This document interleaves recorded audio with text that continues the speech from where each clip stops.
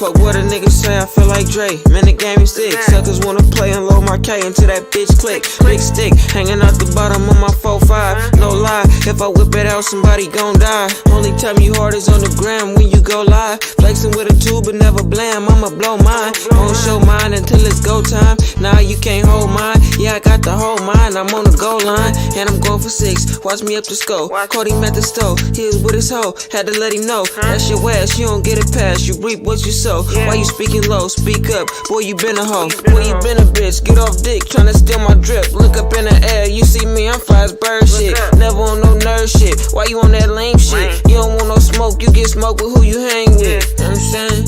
Lame ass niggas talking about they on some gang shit. Nigga, you's a bitch, nigga. Matter of fact, nigga, you's a hoe. Nah, you ain't no hoe, cause hoes get dope. Man, your pussy ass a cat. We fucking live, my niggas. Tell him free to act. Feeling free of rat. You know he told how you sleep with. Art to Start podcast, man. We back. It's the Smoke Coast podcast. Thursday night watch party for the Hall of Fame game, man.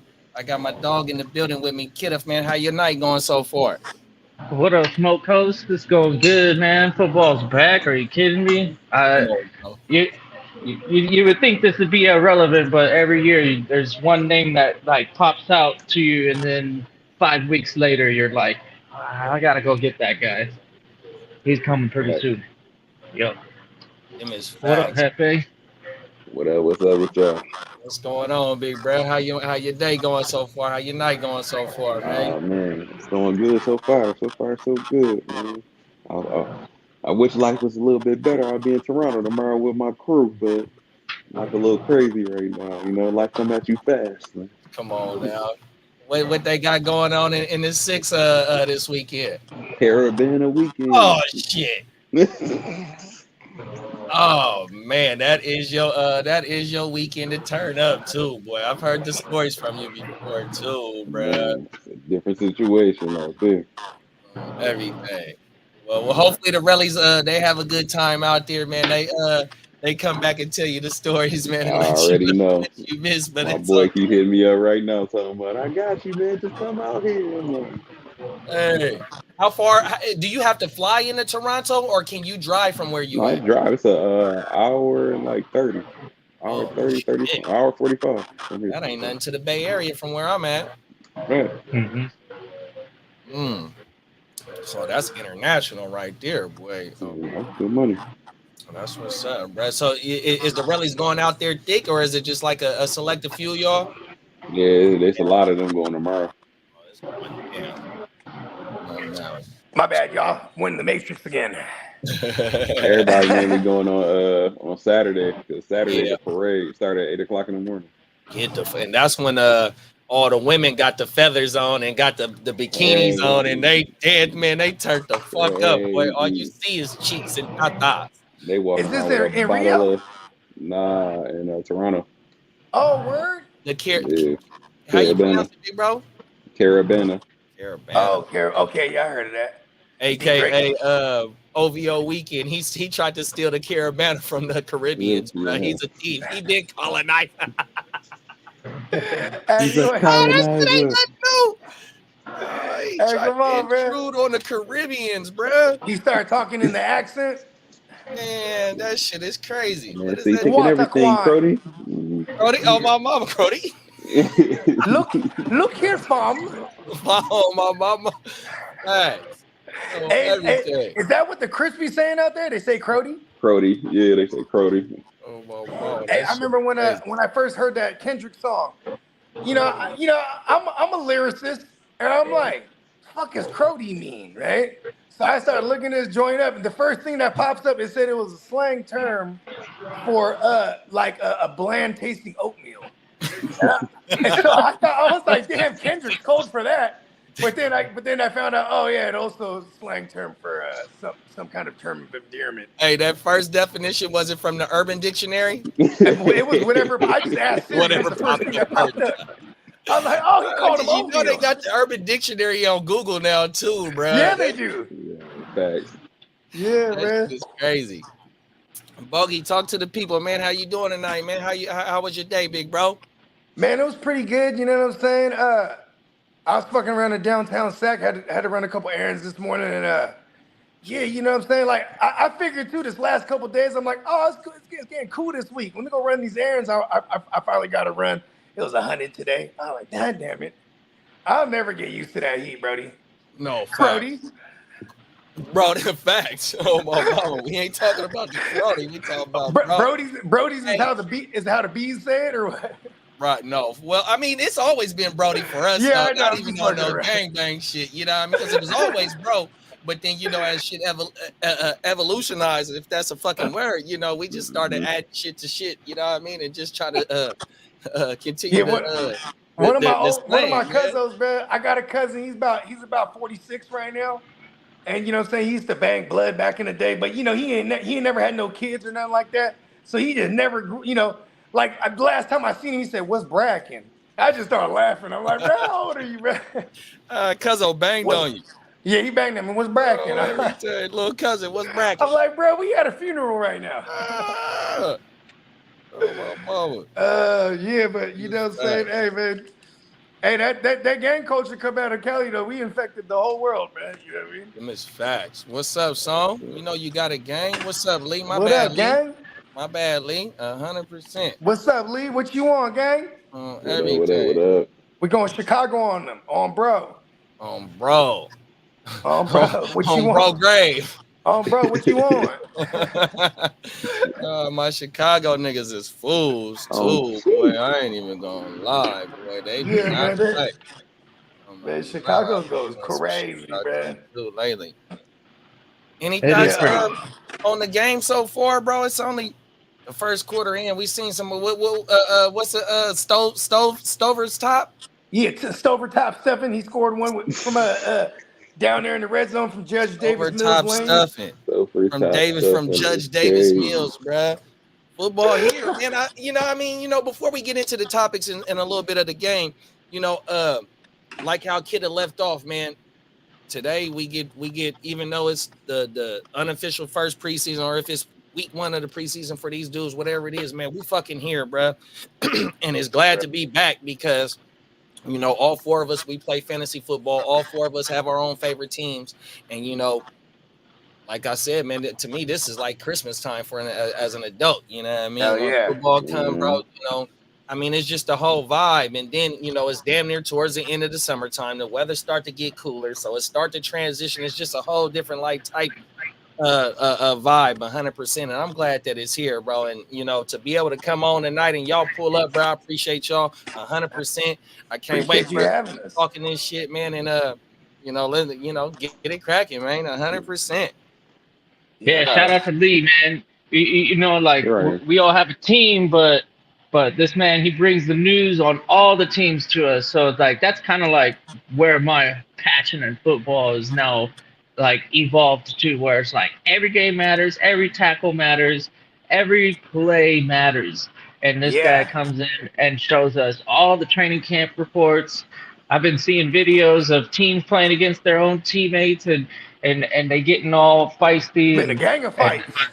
But this is different, you know. I think they get a chance to actually lay some helmet into some fool and really try and make a statement to their coaching staff, because that's what we're watching is guys who are trying to make a statement to solidify a man on the 53-man roster and then maybe eventually, you know, like we see them live in action on the field for real. Like there was this one play in the early going where Davis Mills was going to do like a little jump off to number 26, and he wasn't like putting it in the breadbasket. I don't know who 26 is. Yeah, but Agundawale. He didn't look like no Agundawale. Okay. Bro looked like he was scared when the ball came his way, though. I mean, maybe a white boy can have that type of name, but this guy was. Oh, okay. You know, I'm sure is African. But he plays out of the tight end. He wears 26. It was real confusing. I didn't know what position he was. I didn't know if he was a fullback or a running back. But they had him in the inside, and he does a cross route and then hits the post, and then the ball is up in the air and he goes up and gets it. And I'm like, oh shit! Because the first time the ball came to him, it was like he wanted to have nothing to do with it, and it was like a simple dump off. Like it was almost like he batted it to the ground on purpose. And I'm like, man, He said, maybe I he was only kept afraid it from of getting catching catches. tackled, fumbling, doing all this like weird shit to get him kicked off the team. But that play they had was kind of pretty. Davis Mills threw it up. There he goes again. He just got the reception. It's number 26 guy. All right, So it looks Yeah, like they're targeting him. your boy, Maybe he's 33 is albino. Uganga. I can't even say his name. Number 33 is the boy that you was just asking about. Yeah, okay. Gundawale. Oh my mama. Yeah, man. Hey, shout out to the goon, man. When I used to fuck with DraftKings hella tough, I remember winning a little mini tournament with the goon in the lineup back when he was in Tampa. Oh, he wasn't nobody played him. Exactly. Oh shit. That's funny that you brought up DraftKings. This motherfucker Hefe is the king of FanDuel. Okay. Bro, I ain't gonna lie, bro. I haven't fucked with Daly I'm in a saying minute. he wear the crown, bro. I ain't gonna lie. Him and Bro, when you're immersed in the DFS world, like, you know what I mean? You spend all week studying the fucking the salaries that they appoint, right? Because they usually. Man, I ain't even looking at that. I'm looking at the stats, what they've been doing every week. He can sell his doing secrets, bro. This boy do not be playing, boy. I'm telling you. Oh. Man. I be looking at the reason why I pay attention to salaries is so I can make my player pools on a week-to-week basis based on the pricing. You know what I mean? But they be changing them sometimes. They'll change them. No, they change them every week. Yeah. They change them every week. And then last minute things could change due to injuries, whatnot. Yeah, they be doing especially that on shit. FanDuel. DraftKings, they were kind of bad like that, where they would even release the pricing like what was it, Tuesdays back in the day? Mm-hmm. And then like they pretty much wouldn't change. So if you had a player go out, like say you had a Dalvin Cook, he got hurt, they wouldn't change the price on Alexander Madison. But then at the same time, now he becomes that bad chalk. You know what I mean? Mm-hmm. Where like everybody got him, and if you don't have him and he does bad, you already leveled the field. You know what I mean? Facts. Then that's when they have fucking Ty Chandler come in here and go crazy. Exactly. Mm-hmm. You feel me? And then you know what I mean? You might even get Ty Chandler on the bare men. You know what I mean? That's a fact. That's because you're trying to buy like the Josh Allens and the Jalen Hurtses that are fucking hella expensive. Yeah. And see, if they were in a smash matchup and they were what I would consider good chalk, I would have them in my lineup. But this is like that's the cash game approach for me. Because I was a GPP guy. I play the tournaments, you know what I mean? Like 1,200 people, 500 people, little tournaments. That's what I play. Well, I play single entry. I play single entry. You're not going to get the bigger pot unless the buy-in is bigger. So I do a $5, $10, $15, $20 game on a single entry, and your chances are better because, like you said, the pool is only 1,000 people. Yeah, 1,500, 2,000 people. So you know, if you come in that top 5, that top 3, you gonna get the bag 100%. Yeah, even in the top 10 though, you'll get a couple dollars. You'll be able to play for free next week. You know, and that's how I be trying to do it. Is just try and hit to be able to play for free. That way I ain't got to keep putting that money in. But I ain't hit big. I've been close. Real matter of fact, I got a post on my Instagram where I was only like 20 points away from a couple 100,000. I think I was. That one hurts too, especially when you're watching it. You're like, oh my god, I'm in the money right now. Oh, the nigga Kev, when he hit for the woo wop, one of his players dudded out, and he was top 5 or top 3 on my, and he had somebody that dudded out, bro. Just imagine if dude didn't dud out. Dud out. My mom, and it's probably only like 5 points where he was, you know, within that thing. The top people, everything. Yeah, back when I was like fully immersed in that shit, and this helped me because back then I probably only played in about 3 or 4 leagues. So like I would, you know what I mean? The DFS was going crazy for me, you know what I mean? And like I was consuming all the DFS content I could find, and like where like these fools, they had fucking they would have they would run simulators, you know what I mean? Like optimal lineups and shit, and like, you know what I mean? Yeah. And like and what's fucked up about that game is you got the pros, they're not exempt from being in these joints, you know what I mean? Those are the ones that hit is the ones that run the simulators, but they have the bankroll in order to be in that $1 million game. Because them is what $25 entries for the $1 million game. It's like a 20 piece. Yeah, Sure. the Millie Maker, bro. And they'll run, like you said, they'll run in simulations, and they'll go get the players that's not that's barely bot. Excuse me, not to say barely bot. That's not a good word, but the ones that are barely, you know what I mean? Barely own. I guess doesn't really that doesn't really sound better either. Right, man. Everything. No facts, but he know what he doing at that shit. Cause Kev know what he doing at that shit. I can't wait till football season. Man. I'm surprised you ain't fucking around right now. That's the real G-Chance, right? Don't get on the draft. Nah. They'll be out of there after the first quarter. They'll be out of there. So my mom. Yeah, you ain't lying. Oh, everybody's gonna have Davis Mills. Whoever had number 26 is killing it right now. Huh? He's like, yeah. Hey, this new kickoff, man. This shit look. Ooh, I know my shit late, but somebody just got stuck. I like this new kickoff shit, bro. Yeah, I noticed they was trying to kick towards the sideline now. Oh my mama, that's why it's to eliminate that motherfucker for trying to get loose. Yeah, for real. Oh, this is exciting. This is a nice little wrinkle. No fact. It's gonna change the game. Like the unders might not be I think they said something about like 75% of kickoffs were touchbacks back the last couple years. Oh, I believe it. Yeah, that's because they pushed that motherfucker up and they made them dudes go back. So the kicker, he up a little bit more, ain't he? And then before like last year. Yeah, that motherfucker. He used to be at the 20 though, right? No, the 35 was at the 30, and then they was at the 35 before. Then it was at like the 20-25. Okay. Yeah, they were talking about it the other day. Talking about they went from like the 20, then the 25, then they went to the 30, then went to the 35, and they was like, nah, bring it back to the 30. Oh my mama. And then they started doing all this other shit. That's a nigga on Tecmo Ball. That shit used to be hard to run back on the kickoff. Hey, if somehow this thing creates more injuries somehow, they'll probably chuck that thing by next year. But if it adds like crazy point totals, like because they're expecting to see like a significant amount of more house calls off. That's what they want. That's for sure. That's just like baseball in the. Is it or is it to prevent injuries? It's to prevent injuries, like I said.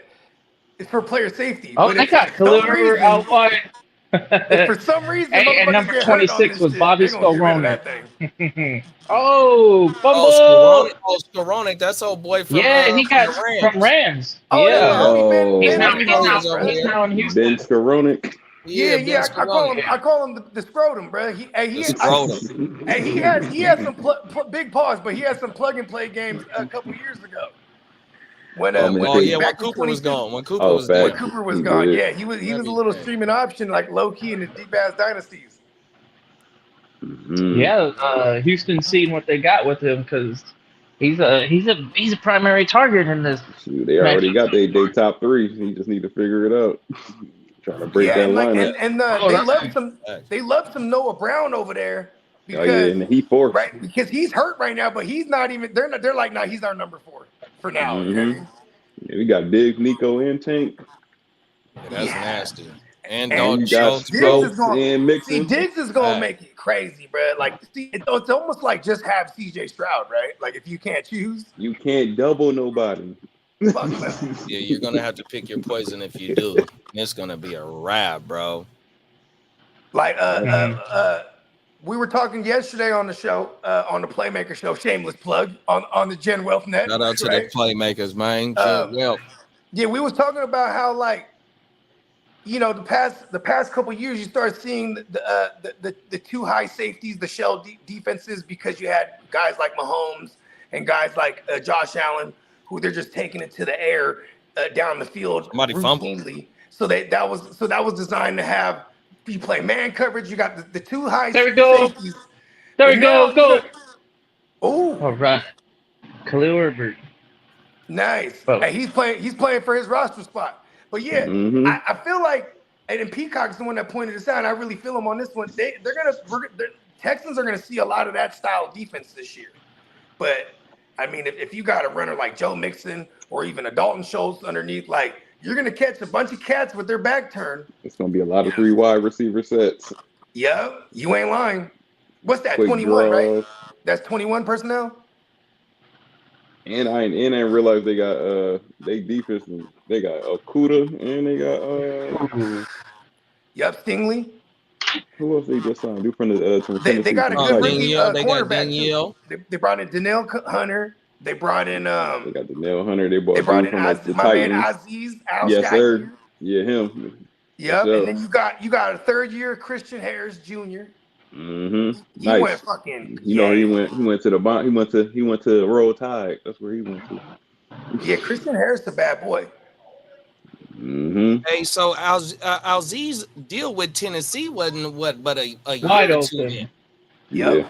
it was That's a year, crazy. and he killed it over there. He was a I think a top 8 finisher at the position in fantasy. Mm-hmm. That's crazy. Now they say they bought him over there mainly because he a great tackler, but also his leadership. And that's D'Amico Ryan's guy right there. Yeah. You know what I mean? Like when the Niners had D'Amico and Aziz, he was the Dre Greenlaw filler. You know what I mean? And you know, Dre Greenlaw, Facts. those years, he didn't play a full season for like 3 years straight. So we saw a lot of Aziz and we couldn't keep Oh, him. them is facts. We And he couldn't came keep in him. as a special teamer, like you said. Was he a 5th round pick? Yeah, I remember him something like coming in filling in for Greenlaw. Oh my mama. Yeah, he's a bad dude. Facts. Yeah, Houston ready to go, bro. 100%. Yeah, I'm Y'all trying want to to fire remember. up one of the topics? Yeah, let's go. Okay. Let's see, bro. Okay, let's talk about Justin Fields, man. Give me your thoughts on the floor and the ceiling for the Steelers if Justin Fields is QB1. You're picking on value right there, man. Like talk about safe. Like that the floor is really high and the ceiling. I can't even explain. This is all fantasy relevant too. Like the wins losses might not be there for the team in real life, but Fields has always been a QB1 whenever he's been out there healthy. And don't matter what he's got to work with. He's just if he can find open space with his legs, he's pretty hard to stop. And then he's got a big arm, and this might be one of the best environments that he's been in ever. I would be very comfortable swooping up on Justin Fields at a value. Here's what I think. I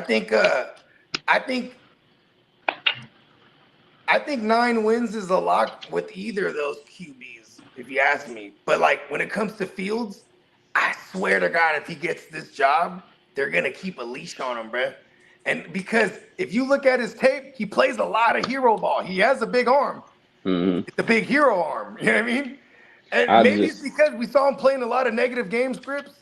You know what I mean? And when you're in a lot of negative game scripts, you got a lot of pass rush coming your way. So he's under a lot of pressure, so he takes off a lot. You know what I mean? I mean, because of Fields, it made them have one of the best rated offensive lines as far as run blocking. That could be skewed though, because he would have these big gashing runs because he got motherfuckers chasing him. You know what I mean? And like over here, I think they're gonna try to really, really run the ball with both Najee and Warren. No, that's what they had to do though. Yeah, and limit if it's Justin Fields, they'll limit him in positive game scripts. I think he'll be forced to be unleashed in negative game scripts, and then we'll see that like you said, for reality, it might be bad for them, but we're gonna like that in fantasy. But if they lose like 2-3 games right out the gate, and Russ is healthy, they're gonna make the switch, bro. Yeah, I don't think he gonna beat Russ. Me neither. I don't think I've been saying that. I think we want it for Fields for fantasy.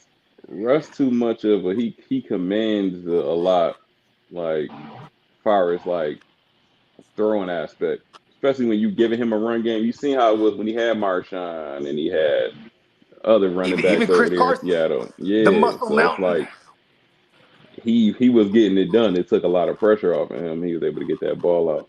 So it's like I think that's actually gonna be a better situation, even though Pittsburgh line isn't good like that good anymore like that. Yeah.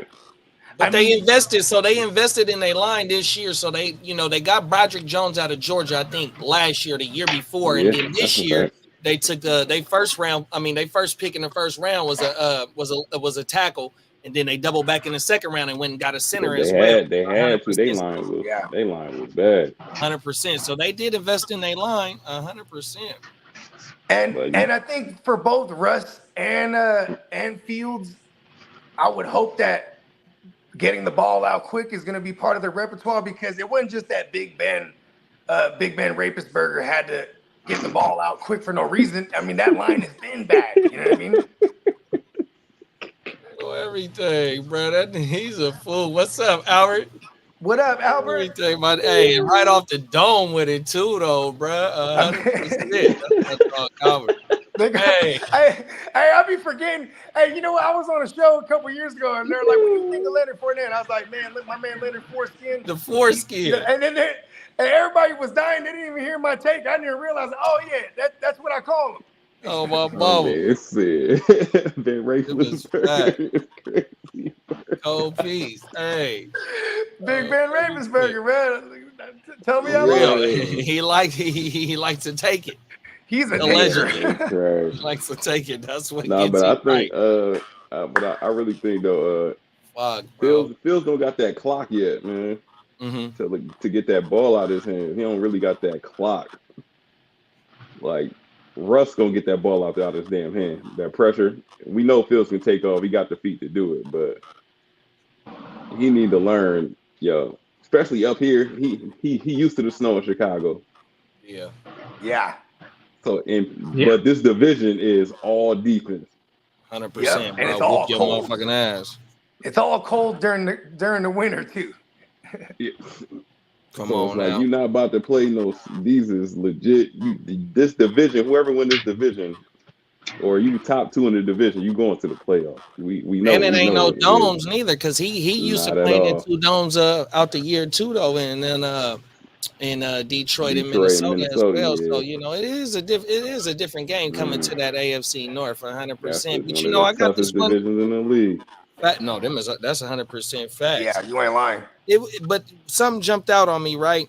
And so, even though he only played 13 games, the boy was damn near on pace, because Lamar played 16 games. If Justin Fields played 16 games, he was damn near on pace, damn near to have the same stats that Lamar Jackson had last year if he would have played 3 more games, bro. Yeah, no, that's 100%. Even though that's just numbers and it doesn't show the play on the field and what he's doing right and what he's doing wrong 100%. But it also speaks volumes about how DJ was vouching for him, even though that might have just been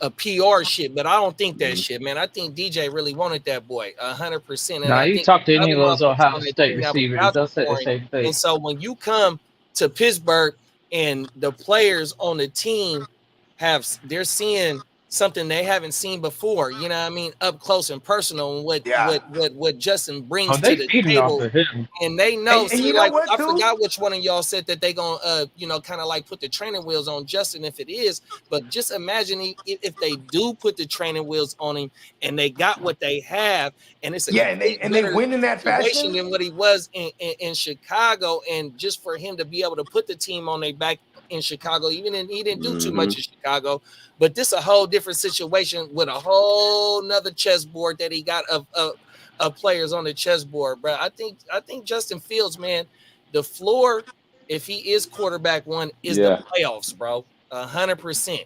And I'm gonna talk a little bit more about the Steelers, because as you start to look at it, I think the Steelers, they got a good chance to make some noise in this AFC, but I think the floor is fucking the playoffs, and then the AFC Championship should be the fucking the ceiling, bro, because of what he brings to the table. And then if Arthur Smith and Mike Tomlin can get to him and don't force shit and be able to play ball control and take what's there, and y'all said the run game, they gonna run both of them, man. It's a whole lot there, especially with that defense. So yeah, I'm kind of high on Justin Fields if he is quarterback one. I know I'm mad. I dropped him in that single QB dynasty because I'm holding so many. I picked him up too. And I picked him up real quick. I was like, quickly. I was like, what's funny? it's like when we made that initial trade, I was gonna counter you at first and like try to get more and throw Fields in there, but I was like, I'm just gonna hit accept on this. You know what I mean? My mama, he So traded you for still Josh ended up Allen. with him though. Oh, my mama.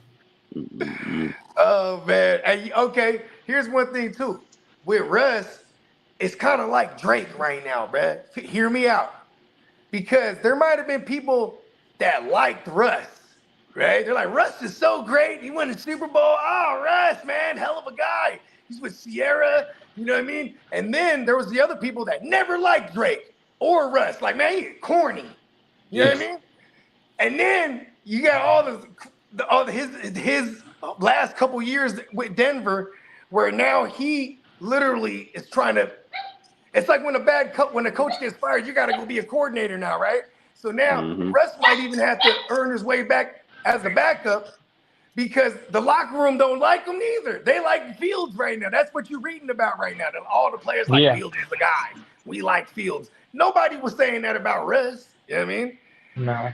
Russell don't bring nothing. Like, he don't bring no energy. He don't bring any talent. He don't bring. All he brings is a cheap ass contract Hey, to Pittsburgh, and they're like, "Hey, this is the the knees, Denver's bro. paying the whole goddamn thing, you know, like, but bear the minimum, and there's no risk involved. So why not? Let's get on Pittsburgh to go out and get them in the locker room just in case. But like, I think they really wanted to get Fields, and they got him for so cheap. I can't believe the Bears like weren't able to get something a little bit more valuable. But I think they did Fields a solid because he came out at him and said, "Hey, I want to go to Pittsburgh. I want to go to I think he said Atlanta, maybe like another team." So like there was like 3 teams on his list. You had that he's like, "Send me there." Ryan Pace was over there in Atlanta, so people were pinning him in Atlanta because the former GM that drafted him is over there with that staff now. You know what I mean? That didn't happen. Yeah. But because they went and got Cousins. And here's what's smart is that when there was a QB market and spots to be filled, they went and got Russ and then traded for Justin Fields because as soon as they got Russ, it fucked up the market for Fields. He became immediately cheaper because where's he going to go now? All spots got filled. Right. Both of these quarterbacks had the clearance tag on them. You know what I mean? They were like, "Here, come get them. We don't give a fuck what you give us." Hey, they did have a clearance tag. Said, "You know what? I'm going on the clearance rack. Give me Fields. Give me Russell. We're rocking it.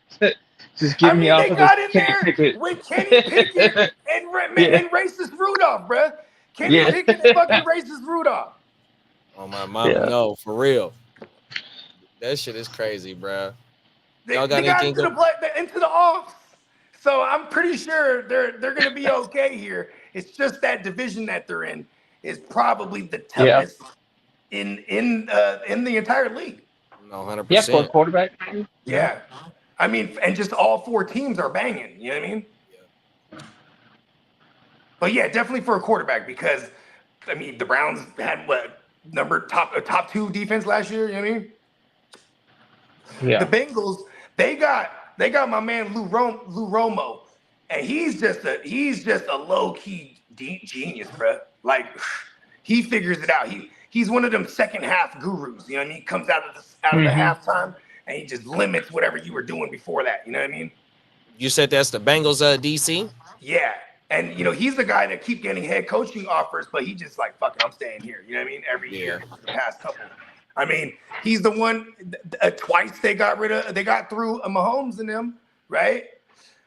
In 1 year too, for them to go to the Super Bowl only to lose, but still like Romo, he's one of them guys like they limit opposing offenses in the second half, but that's also because they have when they have a healthy Joe Burrow and you could, you know what I'm saying, you could keep your guys fresh and control time of possession, etc. You know what I mean, I am saying though this year that time of possession thing, we're gonna see way more shootouts, bro. Like way more shootouts because you, especially with that kickoff thing. Imagine the game starts up and you're already 7 in the hole. You're like, God damn it, you know what I mean? How much? Where goes time of possession now? You just got to shoot it out. You know what I mean? What is the stats out on the XFL? You got to catch up fast. This new kickoff thing comes directly from their league. They have a lot of returns for touchdowns, and I don't or was know. it just I think the real question is, did they have a lot of talent? You know what I mean? Well, I mean, Hey, talent goes so both ways though, because like you that's got what I'm saying. defense Like, if and you had four offensive talent players. defending it, you might have had a bunch of them numbers. You know what I mean? Yeah, but it wasn't from yeah. this. It wasn't that kickoff rule wasn't from the league this year though. When they combined the leagues, was it last year that when the leagues were separate that they had that same kickoff? I don't know, but I do remember. I do remember when the XFL first started off, they had it where the ball's in the middle and everybody just runs to it. And Oh, like the rugby. first Isn't that like ever rugby? game, the dude ran up, got blasted, tore his whole collarbone up, and then everyone goes crazy. Yeah, like, you know what I mean? It was like they wanted like mayhem. You know what I mean? That's crazy. Yeah. I don't remember that everything. That's crazy. That's you know what's crazy? The NFL got a lot from the XFL. You know, the camera. I the do camera remember things that. and the whole. Yeah, I mean, the camera on the bro, wire. there's a whole laundry list of shit that they kind of adopted from the XFL because the XFL was mad experimental. You know what I mean? They're like, all right, we got to be different and innovative.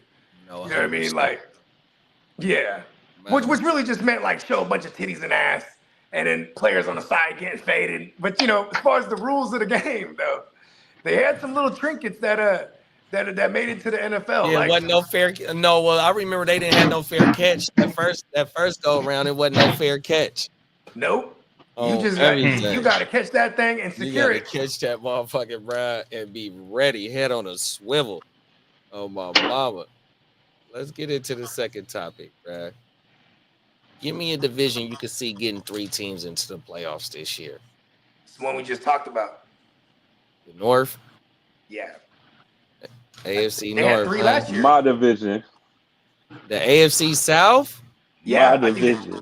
Oh shit. Ooh. And the AFC North though, for real, with the Bills, Jets, and Dolphins is looking real crazy right now. Does the AFC South, do they got one of the like favorable schedules as far? Because I know my man Peacock. The AFC South play the NFC North and the AFC East.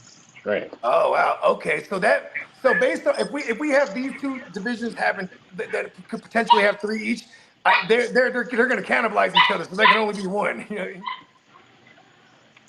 Yeah, I got the AFC North as the first team. I got the AFC South. Oh shit, that's dream. Hefe said that too.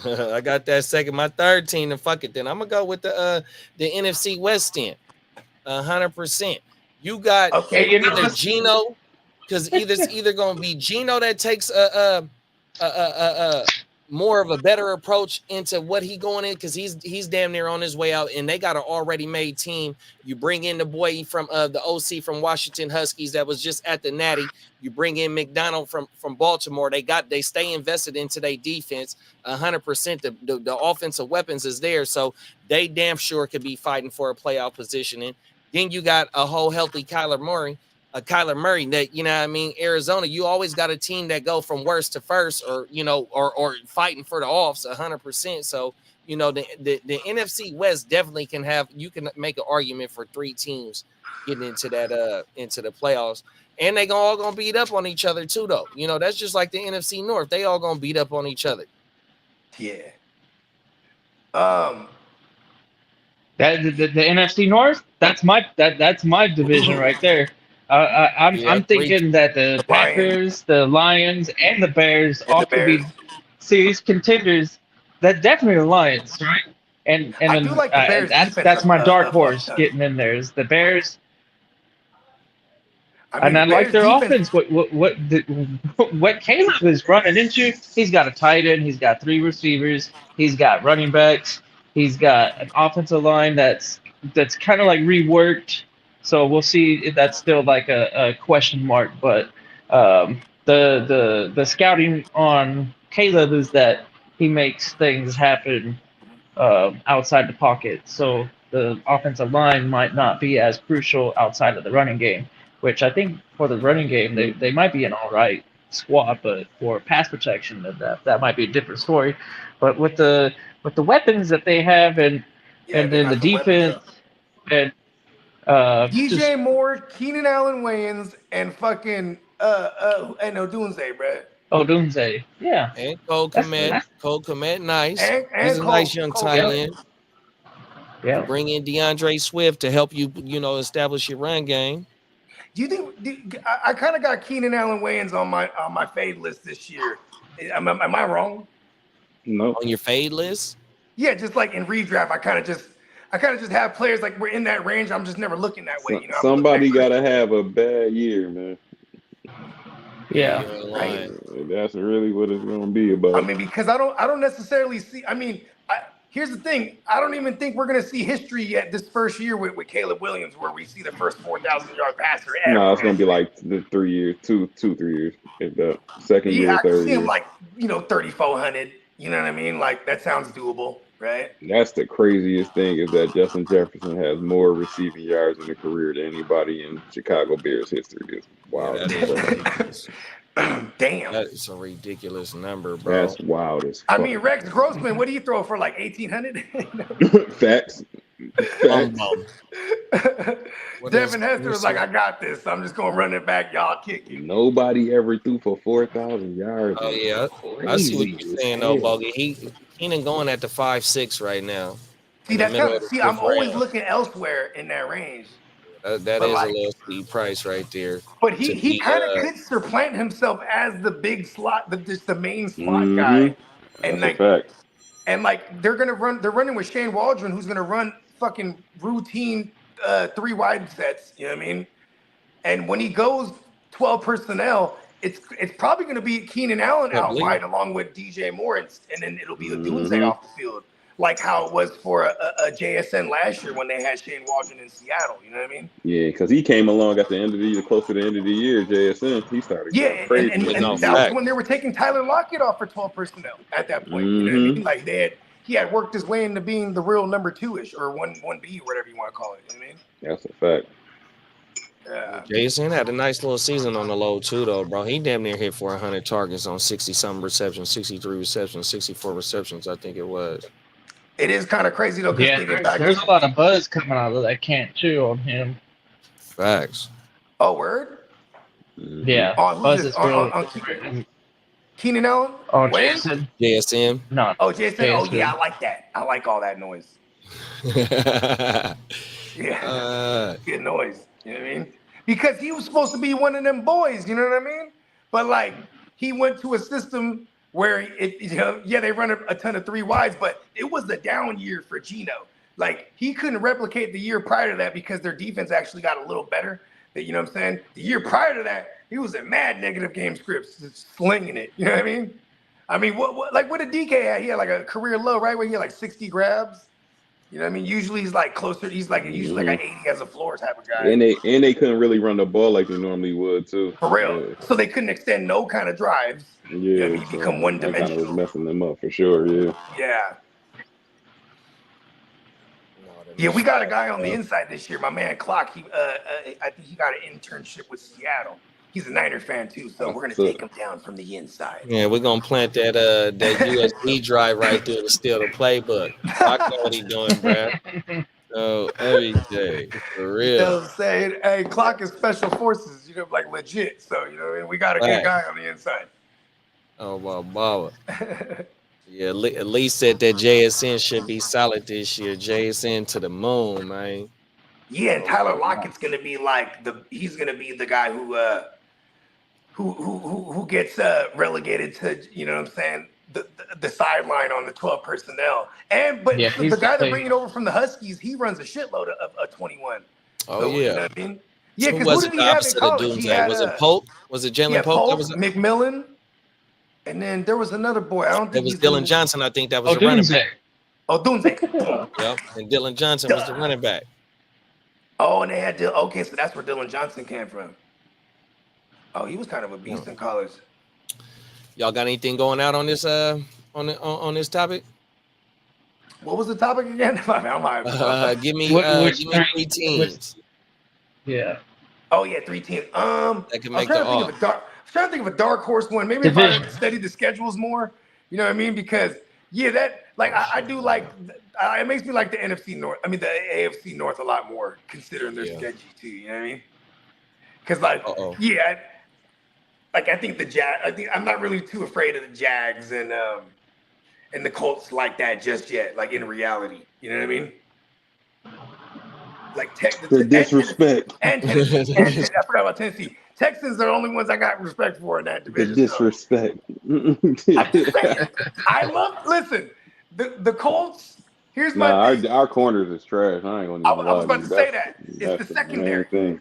And you just lost my man. I want to talk to Samson. Ubacon. Yeah. Yeah. That's a big loss right there because you guys were already thin at pass rush. I mean, what was the other guy? Arden Keys. You guys got rid of him.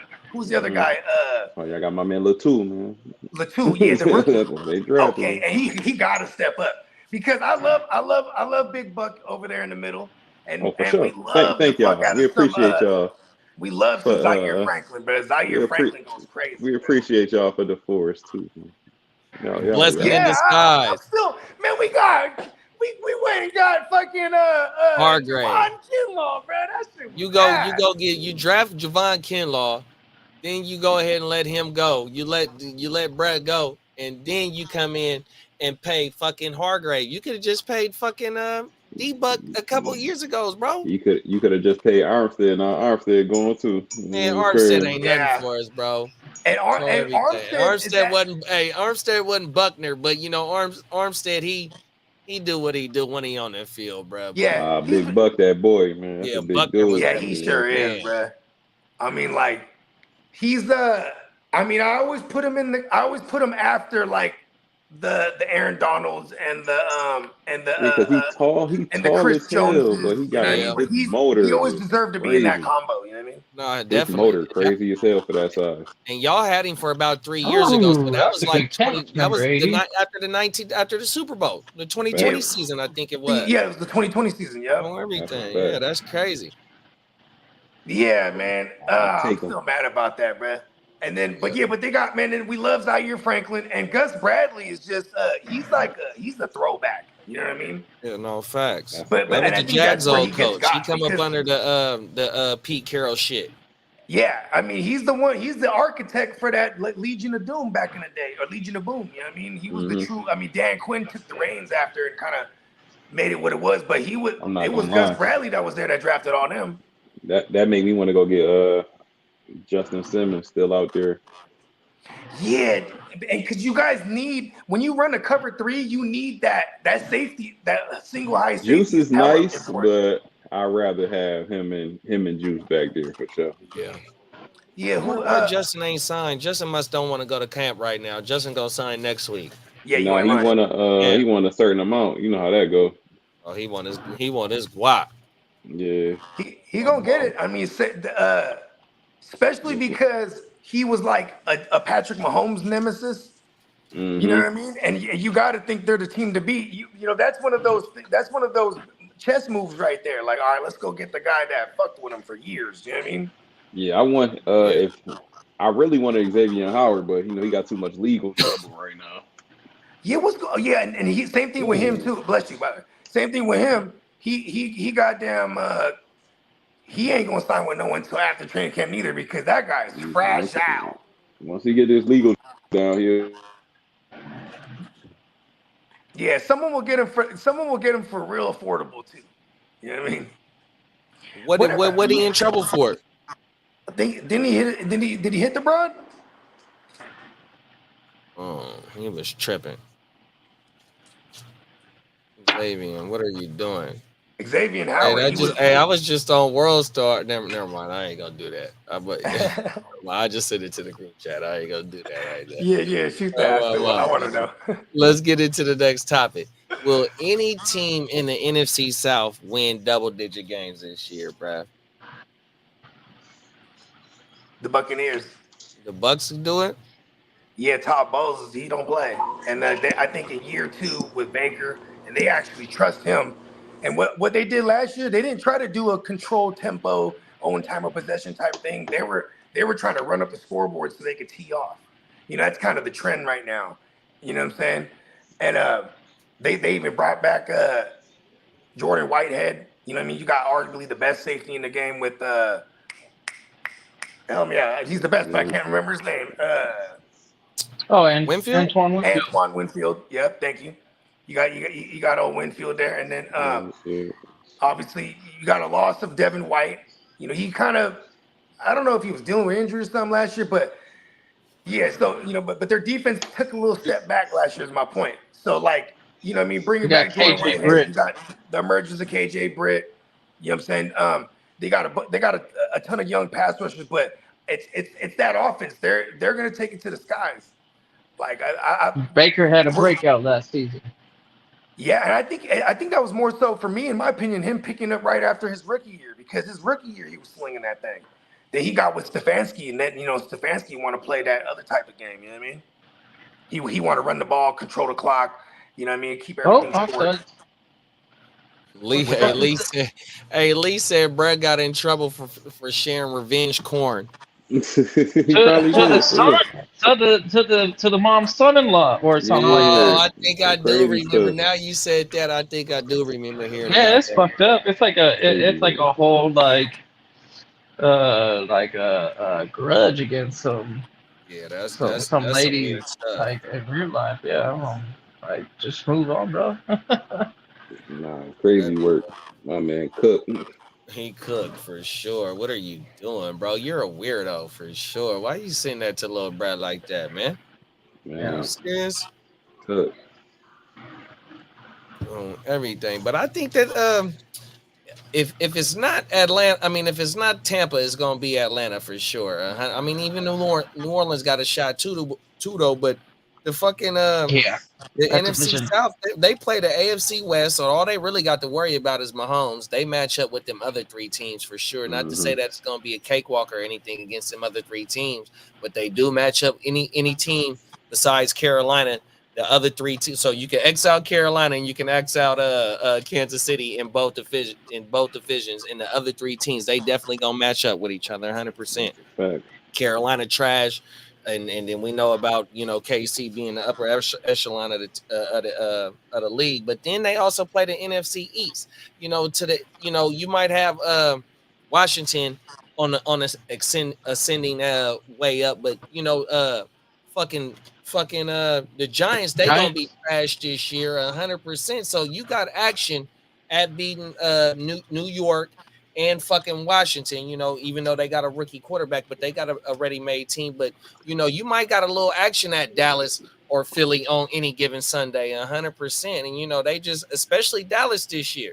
Dallas looking like they ain't going to be what they was last year. Philly, that Philly done changed they shit up a little bit. But, yeah, I think a motherfucking NFC South team can win double, because not one of them won 10 games last year for sure. I think the Bucks snuck in at 9-8, and they played Detroit, and they got their ass whooped the first Saturday. They ran all through them boys the whole game. They won that first game and they lost the second game. Oh, okay. Oh, they beat Philly the first game. You're right. They beat Philly the first game and lost to Detroit the second game. My bad, big bro. Philly was cooked from the beginning. They defense. My man Bradbury was looking like Smokey Robinson out there. Yeah, Bradbury and what was the boy Slay. They got Slay and Bradbury. Mm-hmm. Bradbury was getting super. That's just like the boy for us though, Ambry Thomas, when we played Green Bay, bro. Man, that boy all he had to do, he just kept pulling people down, bro. Like, what the fuck are you doing, bro? Yes, he even had a couple costly PIs too in the playoffs. That's what I'm talking about. Everything. Even the game against the Ravens, he had a big PI. Like, yeah. He's not gonna be on our squad, I don't think. He's one of them cut candidates, huh? Yeah, he's on the roster bubble. Oh well, Bo. He's the bubble boy. Fucking hey, camp body. Oh, Bubba. The bubble boy. How y'all feeling about any the teams from the NFC South? Man, you think any of them got action at winning double digit games? Yeah, I like the Bucks. Bucks. That's the Bucks for me. Because I will say the Falcons. I would say I do like the Falcons to have a chance too, it's mainly because Raheem Morris, and they got that defense already had ill ass pieces. So now you got Raheem Morris coming back. You know what I mean? Mm-hmm. They're gonna be tough. You know what I mean? And they That were only a doesn't. couple games out of it last year too. So I'd say Atlanta. And then I don't Yeah. want to doubt the Saints either. It's just that, man, their defense, like they a lot of their big pieces are just they just kept getting older over the years. You know what I mean? Even right now, you got Demario. Is it Davis? Yeah, Yep. Demario Davis. He He got like a 35 He's years hurt. old, I 36 mean, years yeah, old. he got a old man with the hamstring right cold now too. hands. So it's like Oh my mama, he got that Roman Pfeiffer. Roman Pfeiffer got his shit look like my shit, bro. Oh my mama. That's how Demario Davis should be. Oh, For dude, real. bro. Oh my mama. Not the That Roman shit crazy. Harper. That's a 15-year bet, man. In fact. My Hey, Yeah, I man. know you ain't people that's lying, part man. of the Just for Men club that's younger than me too, bro. We ain't gonna say no names.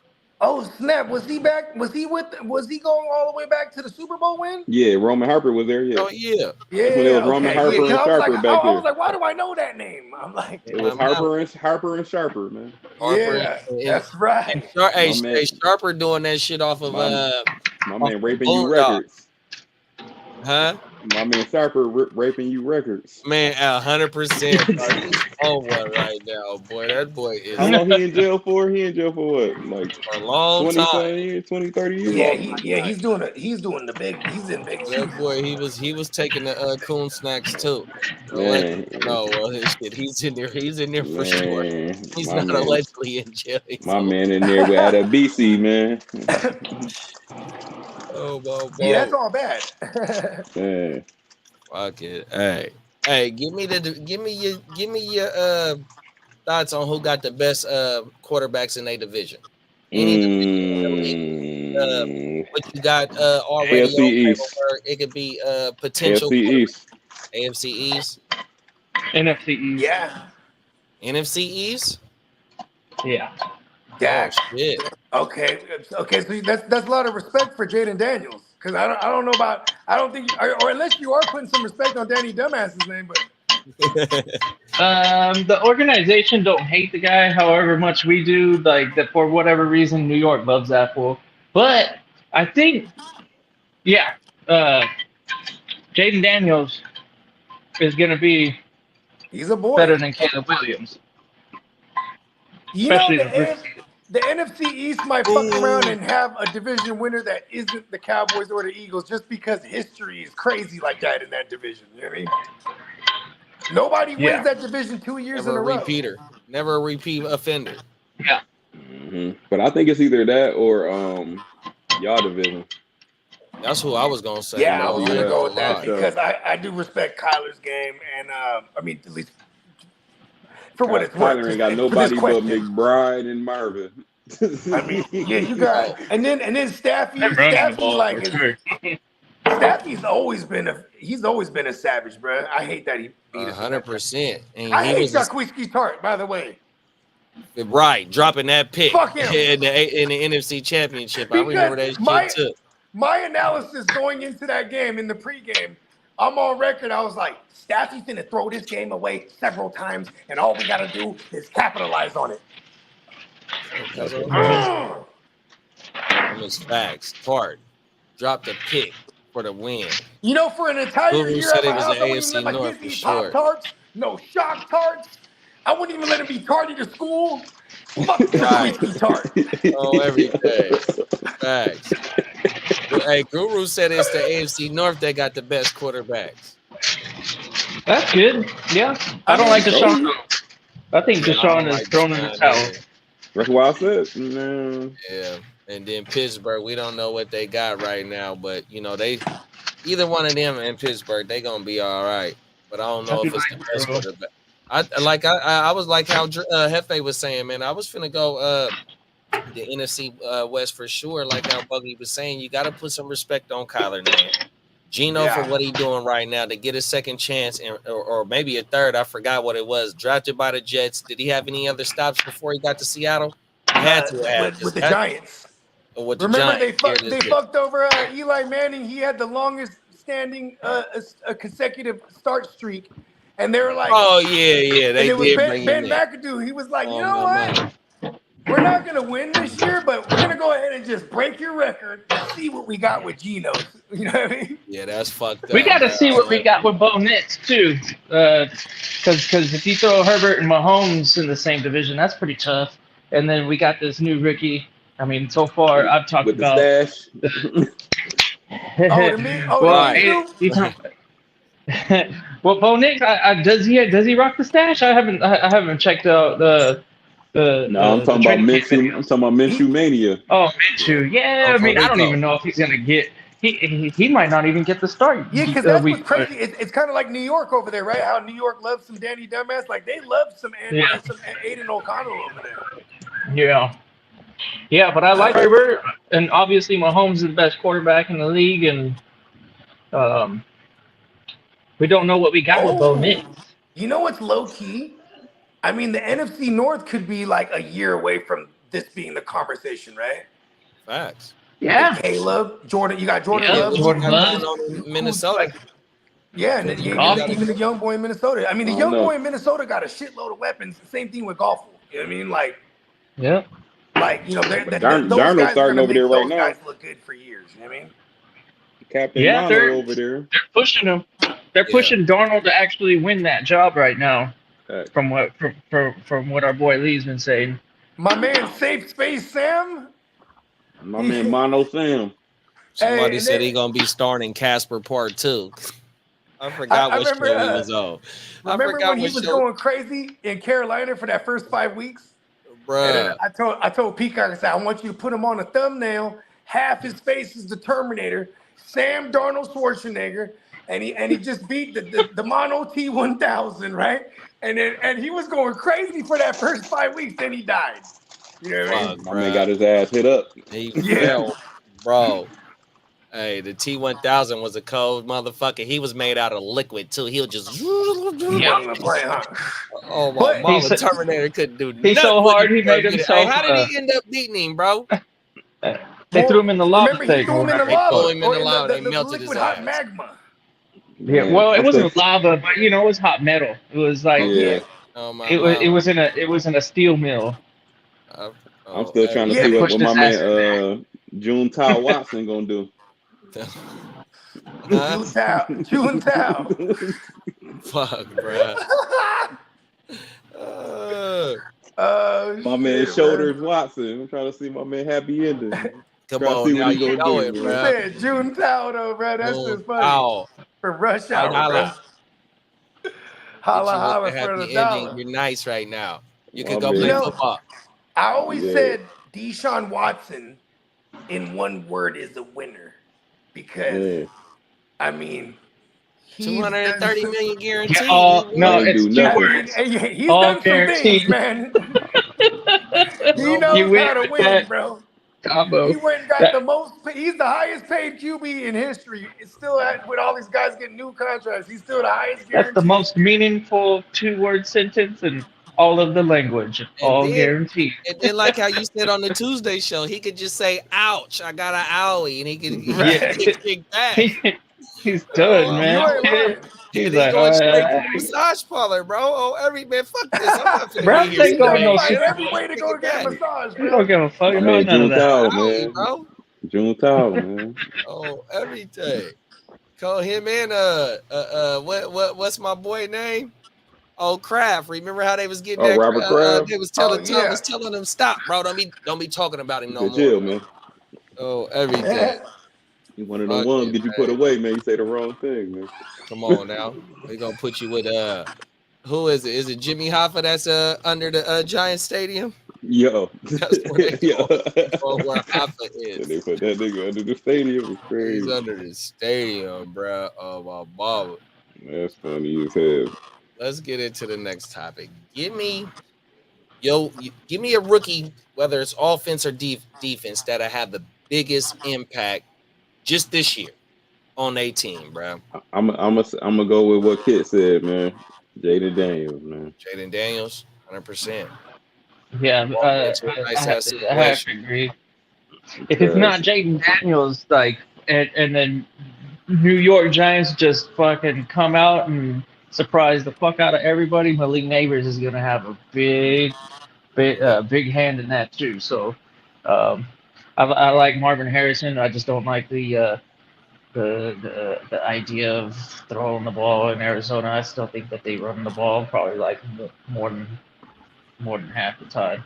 Even when they're down, they just gotta run the ball. That's what they're best at.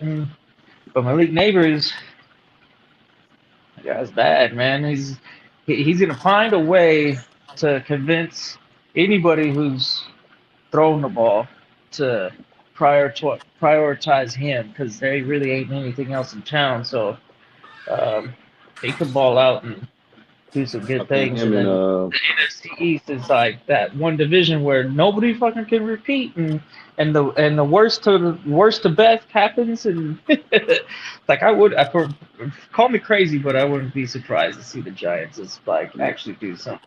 mine You're is crazy. if it's not I Jays, know I'm I'm crazy, I'm but that's going okay. my man Lade, man. I just won't be surprised. That's I why just I here rock for the with you, though, Chargers from kidda. Georgia. Oh wow. He said the Scottish lad. Oh, the My man laddie. He Lad. said the Terry laddie. McLaurin. That's a good one. Man, that's Cause what I thought y'all guys was supposed to take. Fucking Niners had him right in their hands, and he's like, Stonehands ain't gonna do it. Quentin Johnson, Quentin Johnson ain't gonna do "Oh, it. you mean chest pad?" Yeah, he Right. ain't gonna. DJ. Body catch Man, Johnson. At least take Daniels to the moon. my man wouldn't throw rice at a Chinese wedding. Yeah, Lee Hey, bring up a damn good point. He said, "Are there enough pass catching weapons for Daniel Jones to succeed this year? Neighbors looks like the real deal." Low key, yeah, because they do have some names that aren't valued for the fantasy commodity, but like my man Juan apostrophe Dale. yeah, I you think got him and Jalen Hyatt. I think him You and got Hyatt. you got Slayton. Slayton has been low key kind of nasty for Hey, the last Slayton's 4 or 5 years. He damn big, near averaged he's big 800 yards for the dependable. last couple of Yeah, years too. yeah, And Wendell they have Robinson some too. pieces. Yeah, Wandale's got Yeah. he's got some value to him. And when it comes to Wandale and Hyatt, and then now Nabbers rather, these are all this regime's guys too. That this is all after Gettleman. Yeah, You know what I mean? yeah. So like, you know what I mean? That's another coach too that's on the hot seat. Like he needs to like perform this year, Dayball, or he's gone for real. You know what I mean? No, they're gonna keep him because he ain't had Danny last year. They seen how he did good the year when he first was there. Okay, I'll give you that because this is year 3 out of I think it was a 5-year contract. But when you got a guy like Bill Belichick who's floating around, is gonna be ready to come back next year. Yeah, You know what I mean? You feel me? that's a fact. I mean, I wouldn't be Be like surprised if they Parcells all like over again. Dayball enough and they go, we're gonna bring in your old pal Bill because Dayball was under Bill at one point. You know what I mean?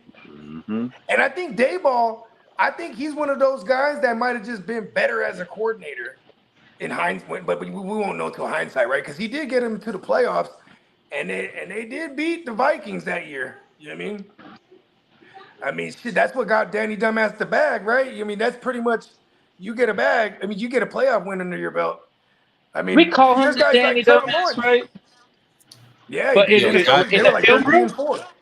the film room, they say that he's as smart as they come that they've ever worked with, and they had Eli for a little while. You know what I mean? And Well, they're Eli, he doesn't look that smart, you know. But he doesn't look it, but I think the football intelligence is probably a bit superior than the average it's man. a lot slower writing on the board than it is on that field. He could break down. Well, you know all how that he bullshit. comes out and he does that incognito shit where he dresses up as like a kid or like some like young fella goes into like a college locker room and competes for the quarterback he plays for position the, and shit.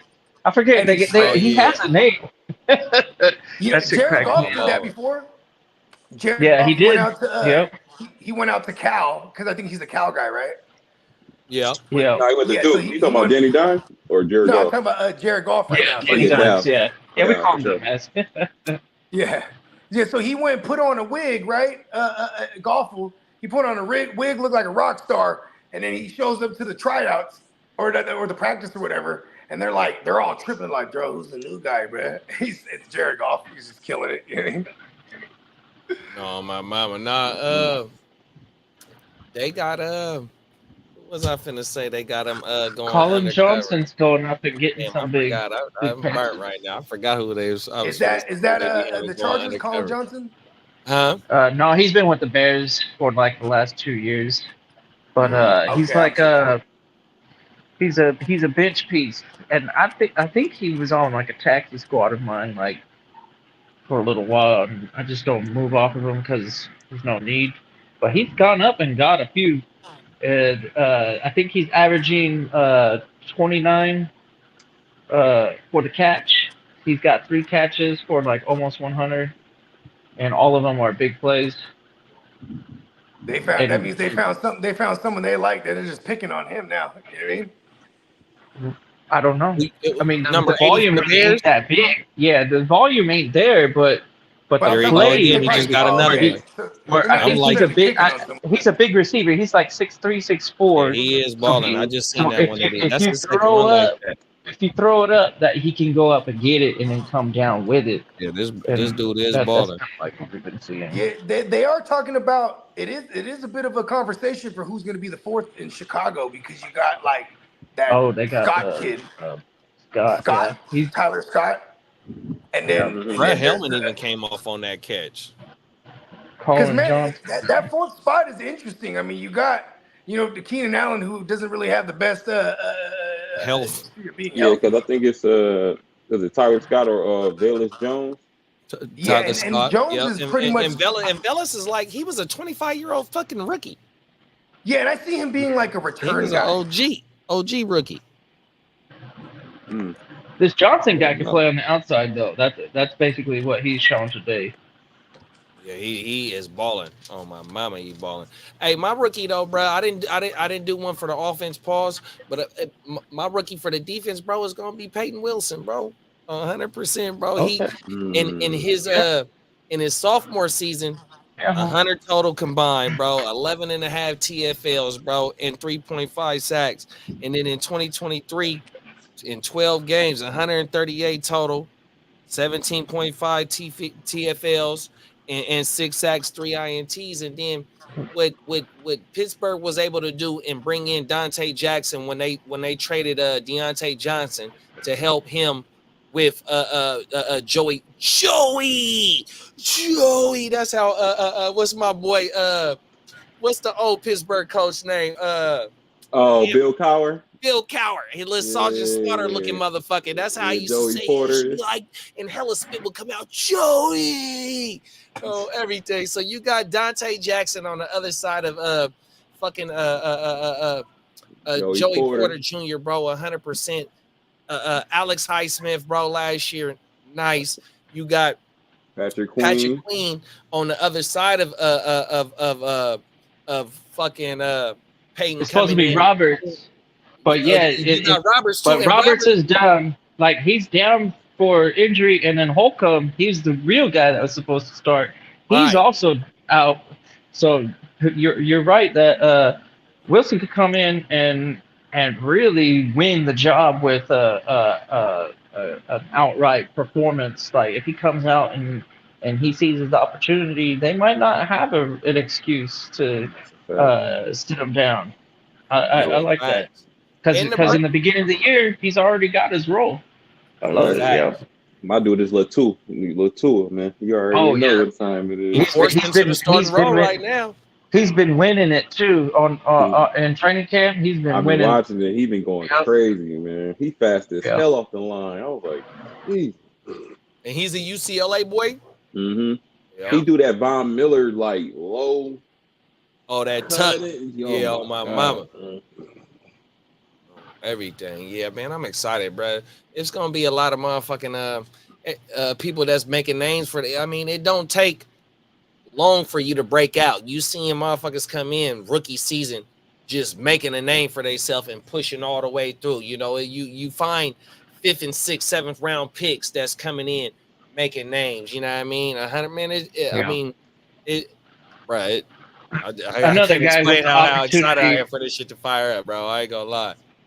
We got Edrin Cooper up in Green Bay that he seems to have a solid opportunity to really like that. I've heard that they've already been thinking about making him like defensive captain and shit like that. That's crazy. It's wild. That's crazy. Quay Walker out there and they're like, this guy's got it. Like they really have a lot of confidence on him, which makes me wonder why they went up and got Hopper with the very next pick. It's like they got Tyron Hopper in the third. Well, they did get rid of Devondre Campbell, so yeah, they kind of got depleted a little bit, right, at the position. And I think at that point too was just it's also because they got a new defensive coordinator there.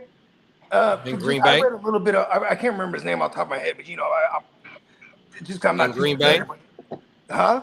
In Green Bay, they got a new Yeah, DC? they got a new DC, and I'll pull it up. yeah, I remember the little bit I read about him. You know what I mean? He's a front seven guy. He's a front to back guy. Pause. You know what I mean? Versus being a secondary orientated, like a fucking Bill Belichick. Bill Belichick. like a Bill Belichick, always back to front. Yes. That's a fact. Yeah. Yeah, like my Niners, man, I didn't like that Steve Wilkes, man, where, you bring a secondary orientated minded guy. And Sorensen? We're bottom 5 in pressure rate, and we're like, well, what's going on here? Blitz rate, you know what I mean? And even though we were able to get to QBs with rushing only 4, that's, you know what I mean? Come on. It's not the Niners we know. You know what I mean? No, that shit is crazy. Yeah, because he definitely didn't apply no pressure at all, bro. And it showed In the Super Bowl. Super Bowl. I mean, And fuck, the playoff. bro. You're right, got the whole the Green playoff. Bay game. The overtime. The overtime for sure. That We were overtime playing was soft zone. so That it's like, whole come drive on, man. just shredded us up. I was pissed. I was pissed for y'all. I wanted Niners to win that game so bad. Yeah, you're a big Brock guy, so I know like you was pulling for us for sure. That shit hurt. But why the And Niners? it had nothing to do with Brock. Brock did his thing. He had what? It was the right side of the offensive line, bro. I mean, they maybe couldn't stop the defensive line, bro. Fucking Chris Jones, Chris bro. Jones is a monster. Yeah. I think they had 19 QB hits or something like that. Man, that shit is ridiculous, right bro. there. Why you think he took that pay cut to get Chris Jones back? They know what the hell was going on. Them is facts. You ain't lying. And it was kind of inevitable because it was this time last year where he's like, oh, I want my money. He says, but give me it after training camp's done. You know what I mean? Like, I'm going to kick it. Facts. But that's what I think about Trent Williams, though, bro. I think even though he wants to get paid and he deserves to get paid, my thing is it's no rush to get him in the camp because you just played your last game in February, bro. Today's August, bro. That's 6 months. You know what I mean? Bruh is 33 years old, 34 years old. If he's the Trays, shout out to the Trays, 100%. Y'all know what I'm on. But, you know what I mean? He deserved to go ahead and kick back, 100%, bro. He going to come, show up, show out, looking like Suge Knight. He got Pac Jr. on the side, even 100%, man. Go ahead and let bruh kick back for a minute and go ahead and increase him if he want to be the highest paid left tackle or if he want a little bit more long-term security. You know what I mean? You owe that to bruh, 100%. Yeah. They better quit playing with him, bro. He got a long stint. I mean, the Shanahans, they're like that too, where they're real family. He's one of their guys. Yeah, they want to always bring their guys anywhere they go, and that's another version of that. And they drafted him. They drafted him. There he is, Colin Johnson touchdown. Oh shit, Colin Johnson, pick him up. Pick him up in dynasties. Hey, wide open too. I think I got it right here, Brad. They got some littler corners over there too, outside of their starters. That guy 6'4" is towering over. Yeah, he's wide open up. He's not little, dude. Yeah, Colin Johnson is definitely not little out in the field. Yeah, fuck no. No, I'm talking about the whatever. When I was watching it just a second. Well, it looked like they had a nickel on him, number 17. They had it's a mismatch. Where they have them lined up in that way. Shit. I'm hella behind y'all. Yeah, I'm a little bit behind. Pause too. And let's fire up the next one, bro. I'm over here stuck trying to find a DC right now. Computer running slower than a motherfucker. I appreciate the diligence, though. No, 100%. I got to try and do that, man. 100%. Oh, my mama. Hey, out of Jim Harbaugh, Sean Payton, and Antonio Pierce, the 3 coaches out of the AFC West that's not named Andy Reid. Harbaugh. Okay, there it is right there, man. Who makes the alls first? My He dog the Hefe say Harbaugh. Tell he me the why only Harbaugh is the one one that makes the offense with a first. great quarterback. Yeah, The I mean, other this ones the don't know what they want to do besides the man that they got to beat at the top of the mountain. That's in that damn I agree with division. you, bro. That's yeah. I gotta agree with you too because Justin Herbert, this is the best talent he's ever had since Andrew Luck. You know what I mean? Because the knock on hey, Harbaugh is his time in the league with Greg Roman. They like the mobile SQBs. You know what I mean? Low pass volume game, running the ball a lot. You know what I'm saying? Facts. But now you got Justin Herbert, so and he is back with Greg Roman. But like I said, this is the greatest talent, pure talent. He's at the position he's been with They since ever Andrew Luck. had. Yeah. Andrew Oh, Luck and 100%. Well, I Stanford, don't know. shit. Andrew Luck is, but it was Andrew Luck in college, but In still, though, college, you know what I yeah. mean.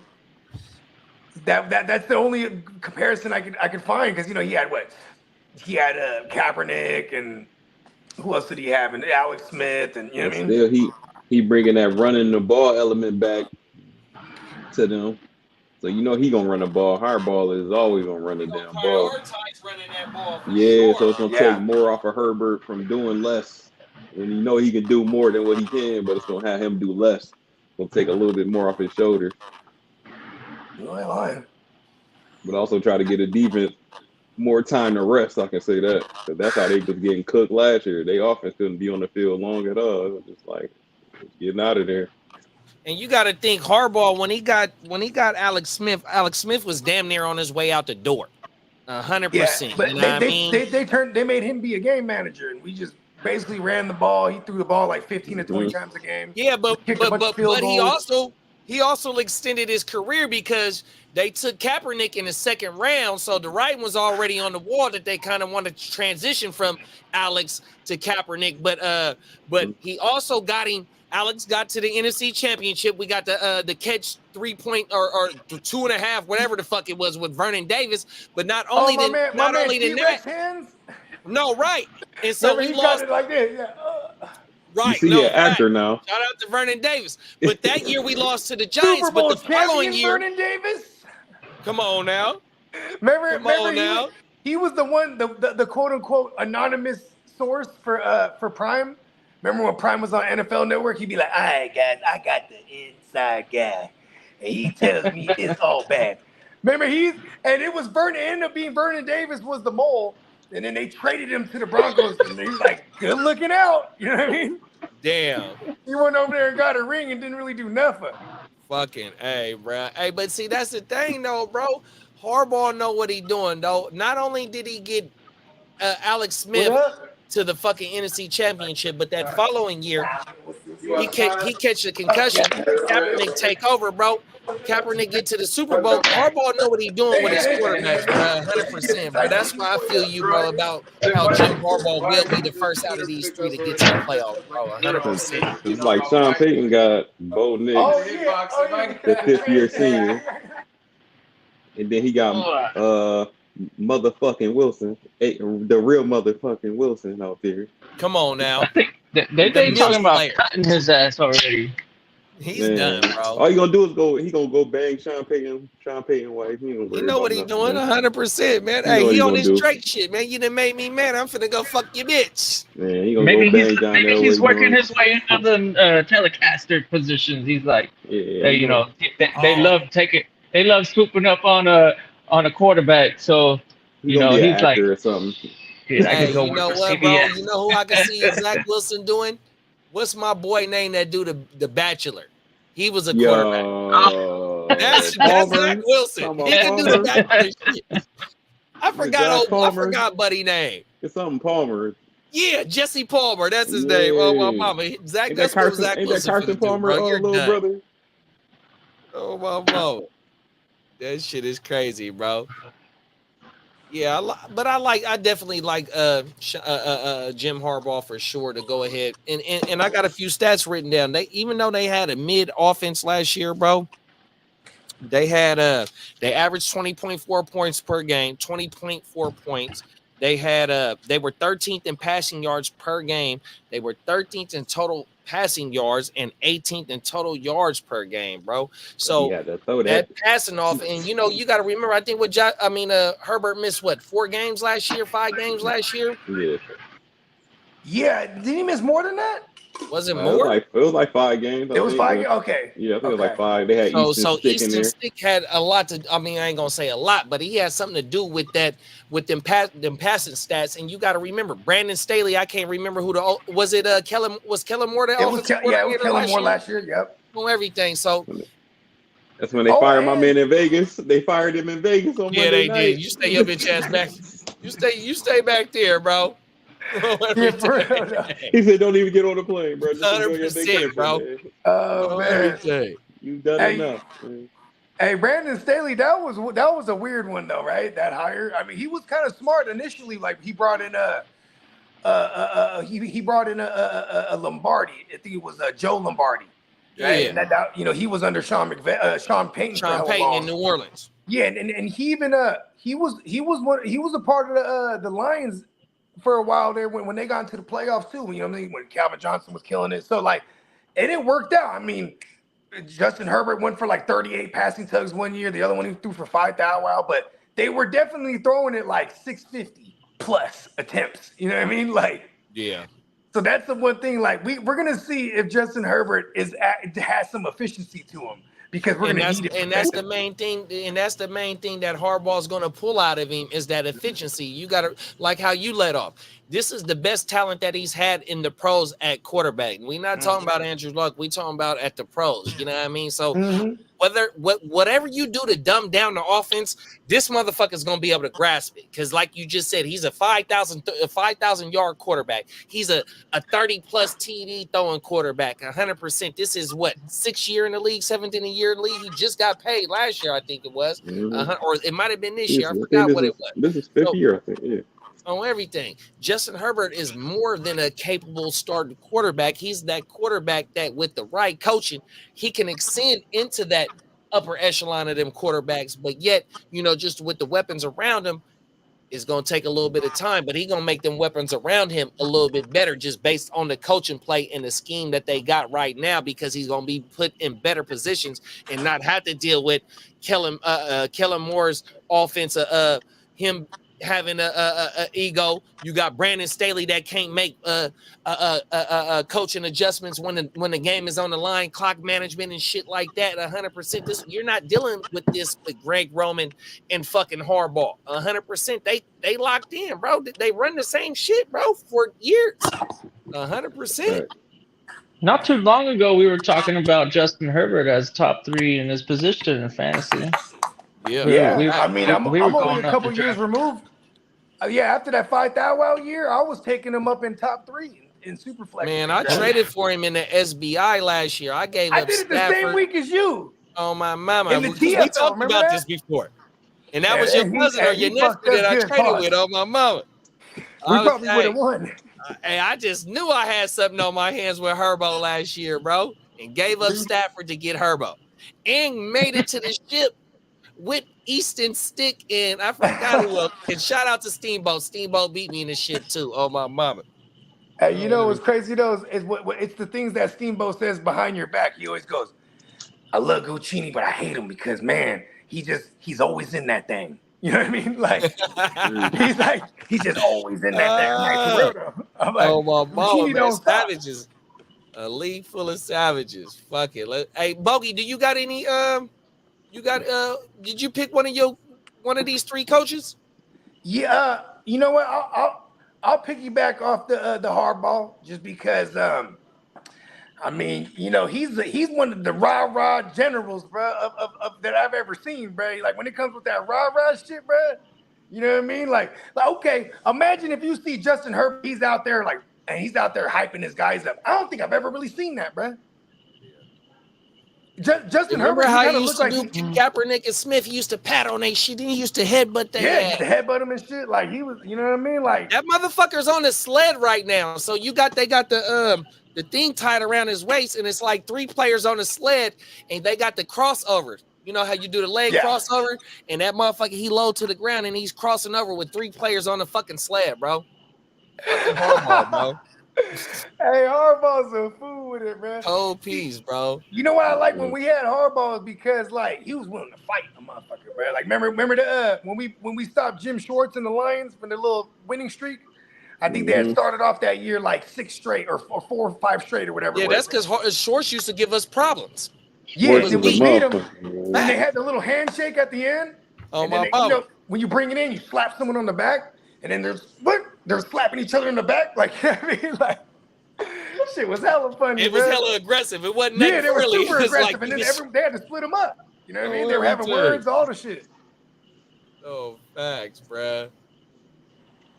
I think Sean Payton could do some magic out there. Now that he's got somebody that fucking Russell Wilson, I don't think was ever They were his. 3 games out of it last year? Style. Yeah, they got 6. They had a 6-game winning streak, if I'm not mistaken. They had a 6-game winning streak, and they finished 8-9 last year. The Raiders finished. So it's really like here. Let me pull that shit back up because I jumped out of turn. It's really like a trick question because you had the Chargers finish 4-12 or 4 and whatever the numbers is. I'm burnt right now, but the Raiders and the Broncos both finished 8-9. They got a deep, you got pieces on defense. You got pieces in certain places with the Raiders and with Denver for sure. You got a Super Bowl winning head coach. That's what you got out of all 3 of them for sure. Well, Harbaugh ain't got no Super Bowl, and Pierce definitely ain't got no Super Bowl. So now, like how Kid has said, man, what about Bo Nix? Bo Nix, and see, we talked about this on the weekend wrap up about like Penix and Bo Nix. They 6-year quarterbacks, so they got 50 fucking starts, 60 fucking starts. So they are definitely NFL ready. You know what I mean? Not speed wise and scheme wise and shit like that, but being able to dissect the playbook, show up, be able to be prepared. They are ready for that because they have 6 years. They have fucking 50 fucking plus starts. I mean, we got a history. We got a history of some good examples, right? Like Joe Burrow, Andrew Luck. Right, these are all guys that played at least 5 years, right? Didn't the Brock play at least 4 years? I mean, he was a 3-year starter. A 3-year starter. Okay. I think he was a senior starter at Arizona State. But he was a true senior. Okay. Yeah, because the reason I'm pointing this out is because he played at Iowa. Experience goes a long way. Iowa. And I remember one thing. I mean, I love the idea of like I'll use Anthony Richardson as an example because I was on record last year for saying. I like the idea of him, but man, having like 21 starts and going into the league, I'm like, I'm gonna temper my expectations. I mean, and of course it was the injuries for him, but like, but the whole thing was because Trey Lance fucked me up for life. You know what I mean? I invested in a Trey Lance, a guy who only had like 19 starts coming out of college. That's a big no-no for me moving forward. Even Carson Wentz. Carson Wentz was one of those guys. For is it no.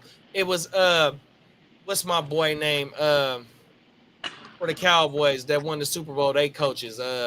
Jimmy Johnson. Jimmy Johnson is the one that has the trade ratings, but I think it's Bill Parcells that has the ratings on the draftees. And one of Bill Parcells' ratings is that he has to have a minimum of 30 plus starts, 35, 40 plus starts in order for him to draft that quarter or just to even be thinking about drafting that quarterback 100%. So for Bo Nix to have 50 fucking starts in college, bro, because of the COVID, whatever it was, you get extended. But he found his way in fucking Oregon, bro, and he might be ready to go, bro.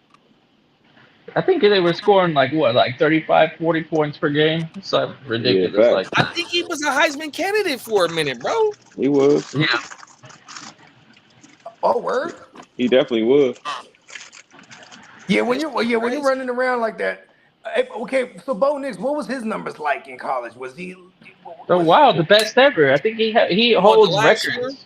Yeah, he definitely broke mad records last year. He holds records in like all-time records. Like conference records. Oh, no. All time. College. Oh, wow. All college. Like Case Keenum type records? Yeah. Case Keenum, doesn't he hold Case Keenum played for Houston. Is that a Division I school? Yeah. That's a Houston. Yeah. Houston is a Division I? Okay. He come up under the boy that's the OC for Cliff Kingsbury. All Casey Keenum, all them motherfuckers come up under that same shit. Oh, that's right. The air raid, the Mike, On the Mark, everything. They all up they're all under that Mike same Mark's shit. disciples. Yeah. Yeah. Yeah. See, He also that's played what. for Houston State. Okay. Yeah, because they didn't. Yeah, because I think the queso, he didn't he set like a bunch of records too. Mm-hmm. Yeah. Yeah. Hell yeah. He air raid. Yeah, but man, Bo Nix, bro. So okay, I'm glad I got a couple shares of him in some dynasties. Yeah. Okay, here you go right here. I'm finna pull up what he did last year. And while you do that, it does kind of remind me. I mean, when you look at what he did in Oregon, at least when I was watching some quote unquote tape, right, which is just YouTube highlights, right? But I was like, they would kill it with the short game and yak, but he did have a big arm. It wasn't like he couldn't throw it down the field.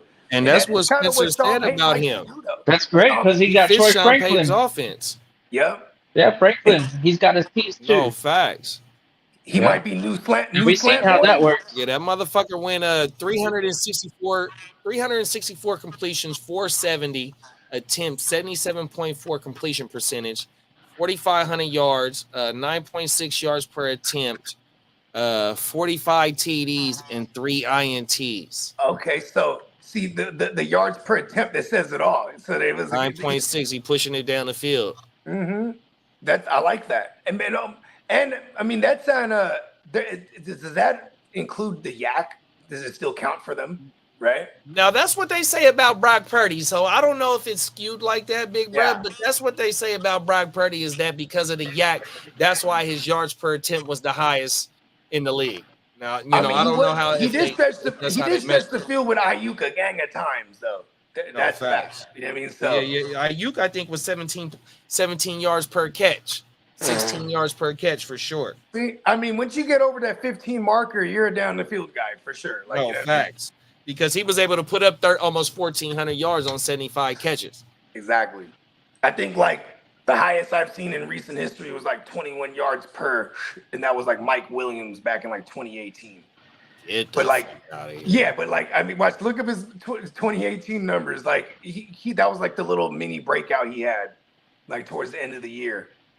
But like, yeah, I think they that was the year they got into the playoffs, but they lost to Lamar. Actually, no, they lost to the Patriots that year. They lost to the Patriots that year, I think. So Bo Nix got the Chargers did when Mike Williams was a young bull. Yep. They got in there his sophomore year, 2018. That was the big I remember right before the playoffs, that was when Kareem Hunt booted the bitch. Remember that? And then so they go into a Thursday nighter against the Chargers, and this is like for the Chargers like survival, right? Like and then if they win out, they're in as a wild card. And then I remember this was like December-ish or whatever, and I had Kareem Hunt everywhere, and I went and swooped up. I mean, people were like, "It's gonna be Darrell Williams." I'm like, "Fuck that! It's gonna be fucking Damian Williams, bruh." You know what I mean? Yeah, crazy. Yeah, he went crazy. Yeah, he sure. And Damian he even parlayed that into the fucking Super Bowl because he in the 2019 Super Bowl he was damn near the MVP. I hate him. Memories. And I swear he stepped out in that the first touchdown he ran in. Oh my mama. I'm biased. I swear. Hey, remember how in the Tom Brady roast, Kevin Hart kept saying "fuck you, Tom"? Yeah. Hey, fuck you, Mahomes. Yeah, fuck you, Mahomes. Fuck you, Patrick. That's how I feel about you, bro.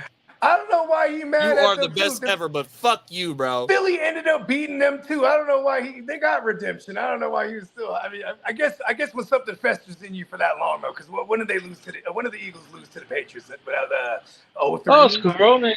Yep, because they had that's their first back-to-back was against Carolina and Philly. Yeah, that's right. Oh yeah, they beat Delone.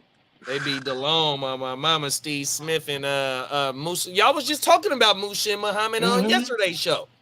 Yeah, I forgot about that. I ain't heard that name in hella years. Oh my mama. Motion, bruh. Deshaun Foster was on that team. UCLA grad. Shout out to MJD. You know, to all them fucking UCLA motherfuckers. Yeah. Shout out to MJD. That was a nice ass team. Yeah, that was a badass team. Let's get into the next one, y'all. Y'all got anything going out on the three coaches in the AFC West? No, I know we were talking about quarterbacks for. May God be with you. Bo Nix got the record for most career starts with Auburn and Oregon, and then Case Keenum, he's got the all-time record with Houston, his 5 years in Houston for the passing yards. So Bo Nix was 6th in passing yards all time, but he had the most starts with Oregon and Auburn. So yeah, when we talk about we like you were talking about, like coaches who value quarterbacks with experience, this is probably why Peyton wanted to pull the trigger. And then I guess all the other ones went already. There really wasn't anybody left. They didn't have they had no other option. As far as experience, right? Penix. Yeah, Penix. And then skill wise, people were saying that Penix was probably the most NFL ready, and he's going into the least favorable situation. You know, he's gonna have to sit behind a great quarterback for as long as need be, because you're not gonna sit Cousins unless like something drastic changes. So I do like that they're keeping their pockets loaded though, because Cousins is. Yeah, I don't.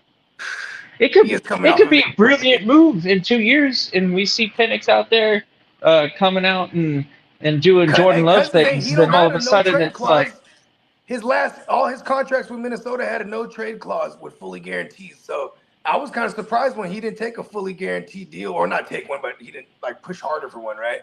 So like his little quote unquote 5-year deal over there is probably only 3 on paper, and they could move him if they like, you know what I mean? I think 100 of it is guaranteed. Depending on whatever the dead cap is on him getting moved next year, you might see him get, his 100 guaranteed. There's going to be another team that's thirsty for a quarterback next year, bro. And you got a starting quarterback that's in the wing waiting, and here it is now. You still got a proven veteran that's only 37 years old. You know what I mean? I think that's what Kirk he's like 36 right now. I think he's just 35. I think he turned 35. He has the same birthday as Tom Brady. I'll say that. So it's in August somewhere. Okay. So he is going to turn whatever it is. I think if it is 37, he'll be turning it this month. But I think he's only 35 right now because him and Russell. That's even better. So so really, what Minnesota did is kind of like what Pittsburgh did this offseason by bringing in 2 quarterbacks, and you still got a bargaining chip come. Whether it be October for the fucking deadline, or you're gonna have to, because fucking both of the quarterbacks get to walk in Pittsburgh, but still though, you still got 2 quarterbacks that you get to shop on top of still trying to compete for your division and still continue to do your thing 100%, bro. You ain't lying. Man.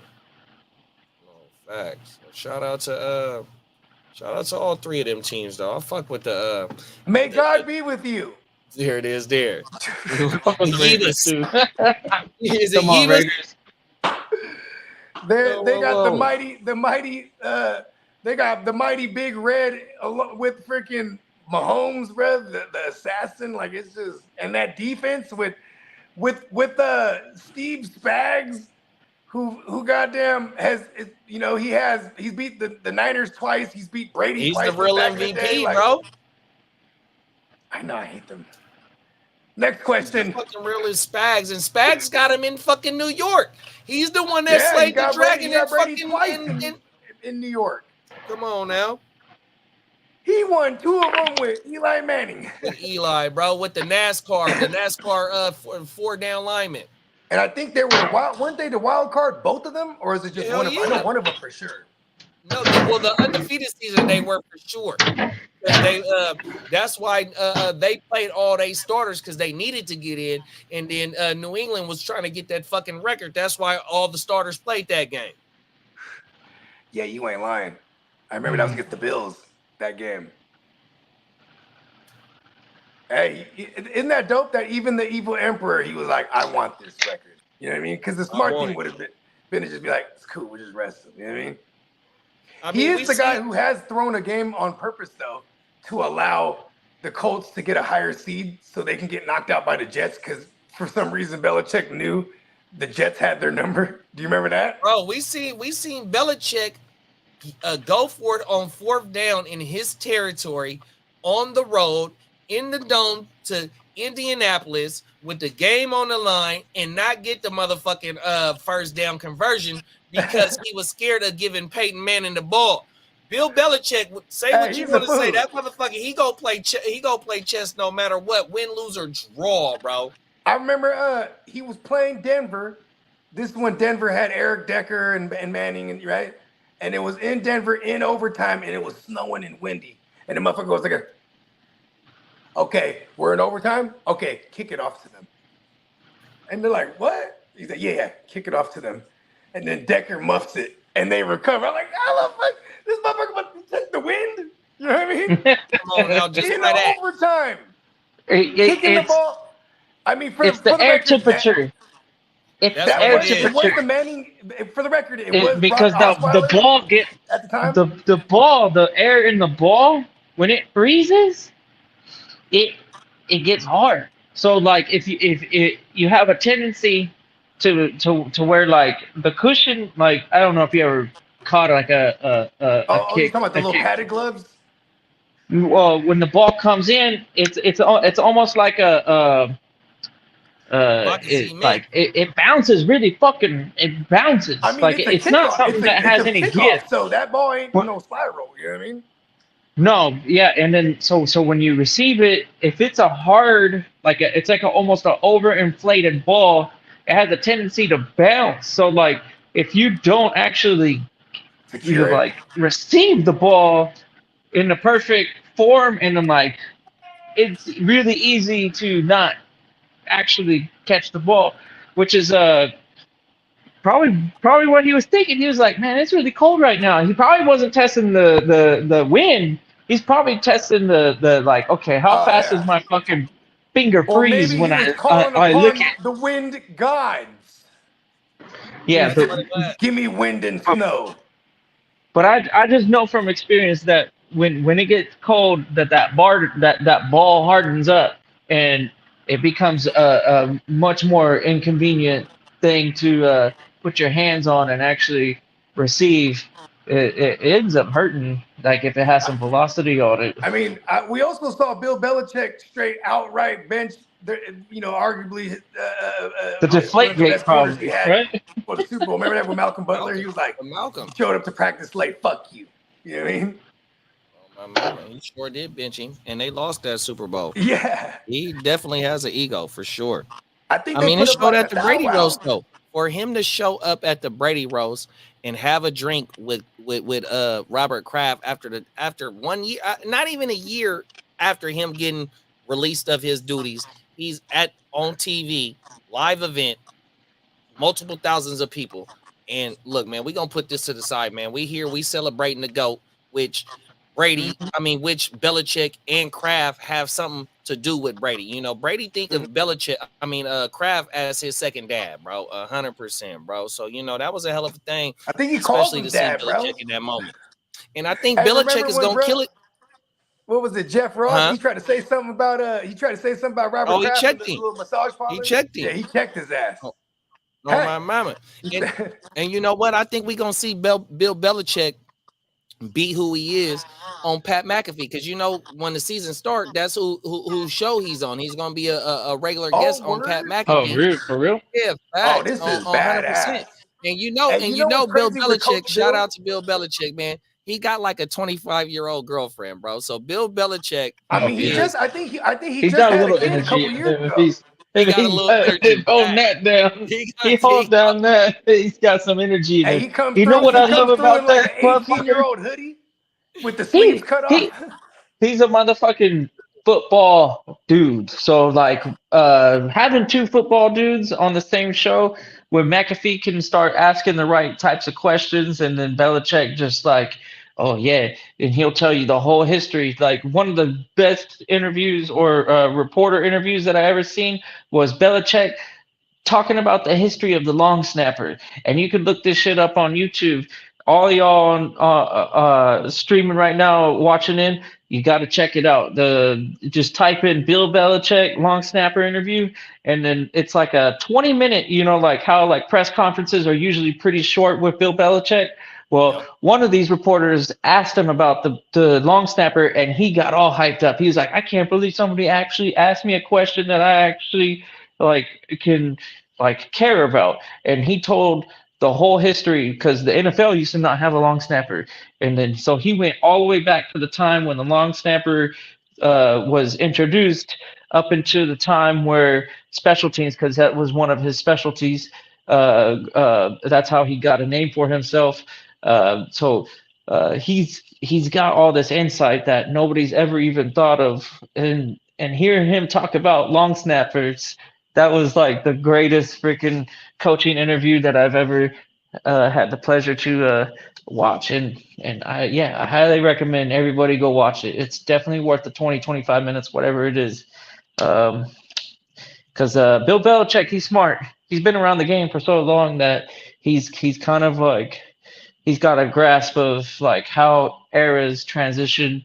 And I wonder where he's going to end up, because I don't think he's going to stay in television. Some No, I organization is agree going to with be you on like, that. I yo, you definitely need to see him coming go back out and get Bill Belichick, and in some capacity. Maybe he don't do the head coach general manager role, but maybe he does one of the two. And I think he's probably a better head coach on the right team. Not every team is probably set up to have a head coach like Bill Belichick, but some of the teams are. No, I agree with you. Already made teams like if Mike McCarthy don't work out, which I thought he was gonna be one of the front runners in Dallas this offseason, 100%. Yeah. If Mike McCarthy don't work out this year, he's definitely a front runner for fucking for Dallas. Or they even talking about New York for the Giants, because you know that's one of the starts that he came up under Parcells, like how you said, a student of a game. He's a fucking walking encyclopedia of nothing but football knowledge, all the way back to like how you said, since the fucking long snapper came into the existence and shit before that. And you know, with him being ties to the Giants and coming up under Parcells and having the opportunity to be able to coach one of the greatest players in NFL history, Lawrence Taylor, 100%, man. Hey, Bill Belichick is the guy for sure, bro. Hey Lee, I've been watching the game, and they've been talking about this major storm coming in. So I don't think it's a lack of interest in the football game itself.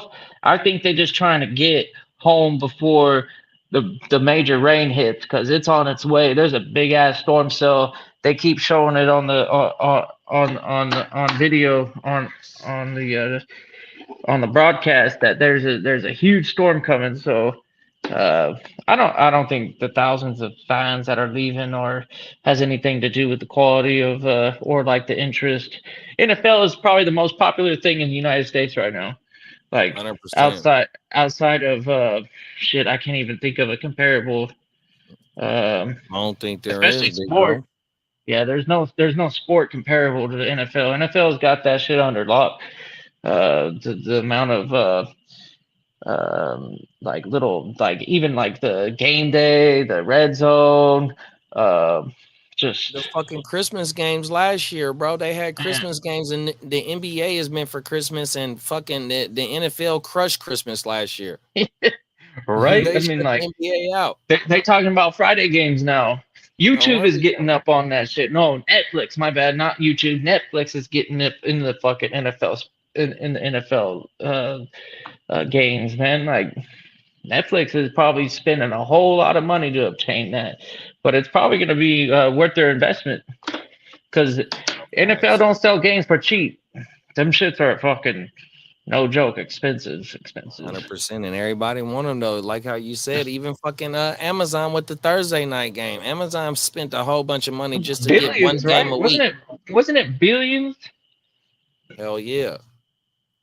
Everything. Them is facts, bro. So yeah, you if you're one of those platforms that can up the money to try and get a game, it's definitely in your best interest to go ahead and do that. That's for sure, bro. And to get, and then like another thing is they're saying that we're gonna get a 19 game schedule, 19 weeks. So another game gonna be added on to the regular season here in a few years. We're gonna have to expand our fantasy rosters because or something, you know, like add some more injured this positions or Oh, damn, facts. We that's a need lot of games. IRs. We need I want a deep bench if we're gonna have that many games because when somebody gets hurt, I don't want to fucking fight for waiver positions. Yeah, That shit no, is just like I like to be ahead of the curve and just have them already. Be like, oh okay, yeah, let me pull them off the fucking bench. I hate that dilemma when when you know, and before he gets injured or before he gets thrown into the starting role, you're like, damn it, I should have picked him up 2 weeks ago. But like, who was I gonna drop? You know, that's like them is that's facts. kind of like why I like Dynasty. Dynasty, you know, deep. We play 50+ roster spots, so it's almost like a full team. Well, it's 50. And it's actually 60 that we could hold plus 10 taxis. But Right, then with the taxi. before the year starts, we got to shave down to 50 total. But you still have your 10 taxis on top. You know what I mean? So it is like the NFL for real. You know what I mean? Yeah, because I hate when the waiver hits and you're like, God damn it, I knew about this guy a week or two ago, and I just didn't have a spot for him. I didn't want to drop somebody that's like. I don't want to give y'all some game here, but this is great fantasy karma. I gotta say this.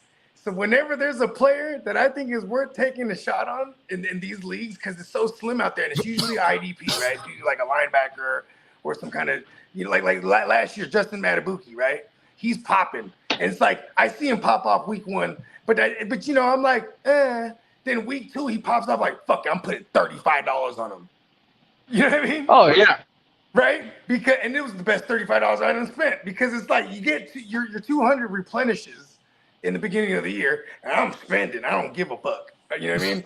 I've even traded I remember when the Brock became a thing, right?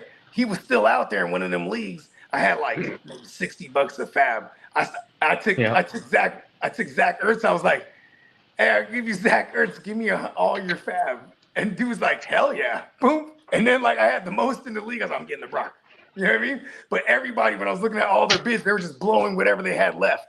And in Song, he was the guy who made the trade with me. And it was his, you know, he was like, damn, he didn't pick up on what I was doing. You know what I mean? Yeah. Like this motherfucker, he was running around getting all this fab everywhere. You know what I mean? Trying to load up to go ahead and spit it on the Brock. Do you remember what you end up putting down for him? It was close to I think it was like 217 or something like that. I accumulated hella just trade. I remember I took Alexander Madison, went to the Dalvin Cook guy. It was Bernie. Shout out to Bernie Mac. And I was like, give me all the fab you got left. He's like, done. He had like 60 or whatever. So then I had 60 because I had 0. You know what I mean? So now I have 60. And I go to Song. I'm like, who wants Zach Ertz? Oh, I don't think it was Song. It might have been Hess actually. And Hess was like, yeah, fuck it. I'll buy Zach Ertz. Like, yeah, he blessed you. Yeah, and then Song was like, damn it. He would have, you know what I mean? Because Song, he blew the whole load trying to grab him up. And that was crazy because I had Josh Allen and I had Tom Brady. That's all I had. So it was, you know, and I ended up winning that year, and I won again last year. So it's the only first in history I ever went back to back. I've actually had back-to-back losses, 3 in a row even at that in the same league. But I've never won back-to-back, so that one felt good. And if I didn't buy the Brock then, you know what I mean? I was never going to be in a range to get some kind of QB. I did actually, too, during the height of all the Brock, is he going to be the guy or not, like, phase, just in case. I remember I took Devin White, and this one kills me, too, because and I'll say this out loud, but it was Devin White and Nico Collins, right? Because Nico Collins wasn't the guy yet, you know what I mean? And I went and got Russell Wilson in the first. You know what I mean? Yeah, but I got my Brock share as cheap as it gets. After the rookie draft, I had him in my queue, and I usually after a rookie draft, I'll go out and I'll put waiver claims on all those guys that I wasn't able to like get but they were still available, right? So the very first waiver claim that I ever that I picked that after that draft was Brock Purdy, and I got him for free. I got him for zero fat. yeah, I mean, shit, he was behind.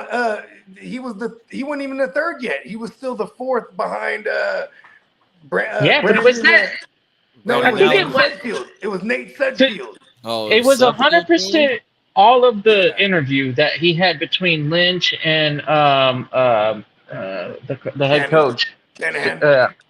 When they talked to him, they were like, "We have a path for you. We have a game plan," and it was like it was a really an eye-opening damn, that sincerity. It was like a sincere ass fucking phone call, and you could tell Brock was just happy to be drafted, and then but the organization was like, no, we really value you, and I know you're the last pick of the draft, and you're known as Mr. Irrelevant in the media's eyes, but you have relevancy. You have we have a he said verbatim, we have a plan for you. Yeah. And verbatim, that's what he said. And as soon as Trey Lance started doing slipping, and then Brock was got his opportunity, it was like a no-brainer. It was like, nah, this is Brock's team for now and later. This guy is the real deal, and he's gonna get paid big, man. Some of the rumors out there is that he's gonna walk away with the richest contract ever given to a goddamn NFL player. That's wild. I mean, if the measuring stick is winning, and playoff wins, especially, he definitely doesn't. Yeah, he deserves it because that's how they're giving the money out these days. Except for when you look at a guy like Dak, who has in his illustrious career has 2 playoff wins under his belt. Yeah, he loses a lot of games. Dak himself, and he loses the game. He's gonna get paid 60. Because remember on one of the Wake Your Games up, streaming on all our platforms, by the way. Come on now. You understand? On one of them, I said, whatever J Love gets, you feel me? He's gonna get $5 million more. You know what I mean? And that's how. And he got 55. So I feel like Dak's gonna get that 60. And then because what they're talking about Brock is that they think he's gonna get 65. Yeah, I heard that. And wow. I started thinking about this. How would that be realistic? Because of who we got and who everyone we're paying. That would mean obviously Debo's gone next year. We would pay Ayuk that year, but everyone as far as Trent Williams and George Kittle, all of them are getting restructured before this season starts. They're getting extended and restructured, and so they're going to be friendly to the cap, so they could get the Whopper with fucking put the Whopper on the Brock. But also this year is going to determine that too.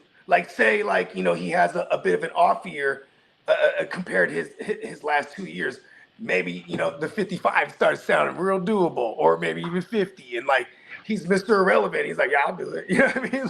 You're right. No, that's facts. He's Mr. Irrelevant. Why not take a team friendly discount 100%? But as fans, of course, we'll love for him to do that. But shit, he earned every penny for him to go for the swing for the fences. That's for sure.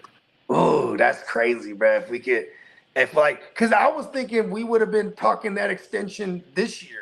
But Ayuk has been the combo, and then even the Brock came out was like, I'm not tripping off of having that talk yet. You know what I mean? I'm just focused on the game. He's saying all the right things, and it is pretty dope because this is his first official offseason where he's the starter without a questionable doubt, not coming off of an injury, God forbid. But you know what I'm saying? This is that first real full offseason where he's the dude. You know what I mean? Right. And he's picking up right where he left off last year when he came to training camp. Remember, they're like, he's throwing hella picks. I like that. You know what is it, 7-7 that he done threw in the last couple of days? Yeah, I mean, he did the same thing last year. I'm not tripping off training camp. I mean, you're learning a new defense that you're playing against, one, right? And this new defense with our new DC got them flying around right now. You know, he's not playing with any Ayuk or anything. You're not even a Pearsall. So you know, I'm not tripping off of what's going on right now. Hey, did you watch that little snippet of Pearsall and how they're clowning him? Nah, I missed that. I've seen it. Are they clowning the way he dresses? Okay. No, they're clowning the way that he runs routes.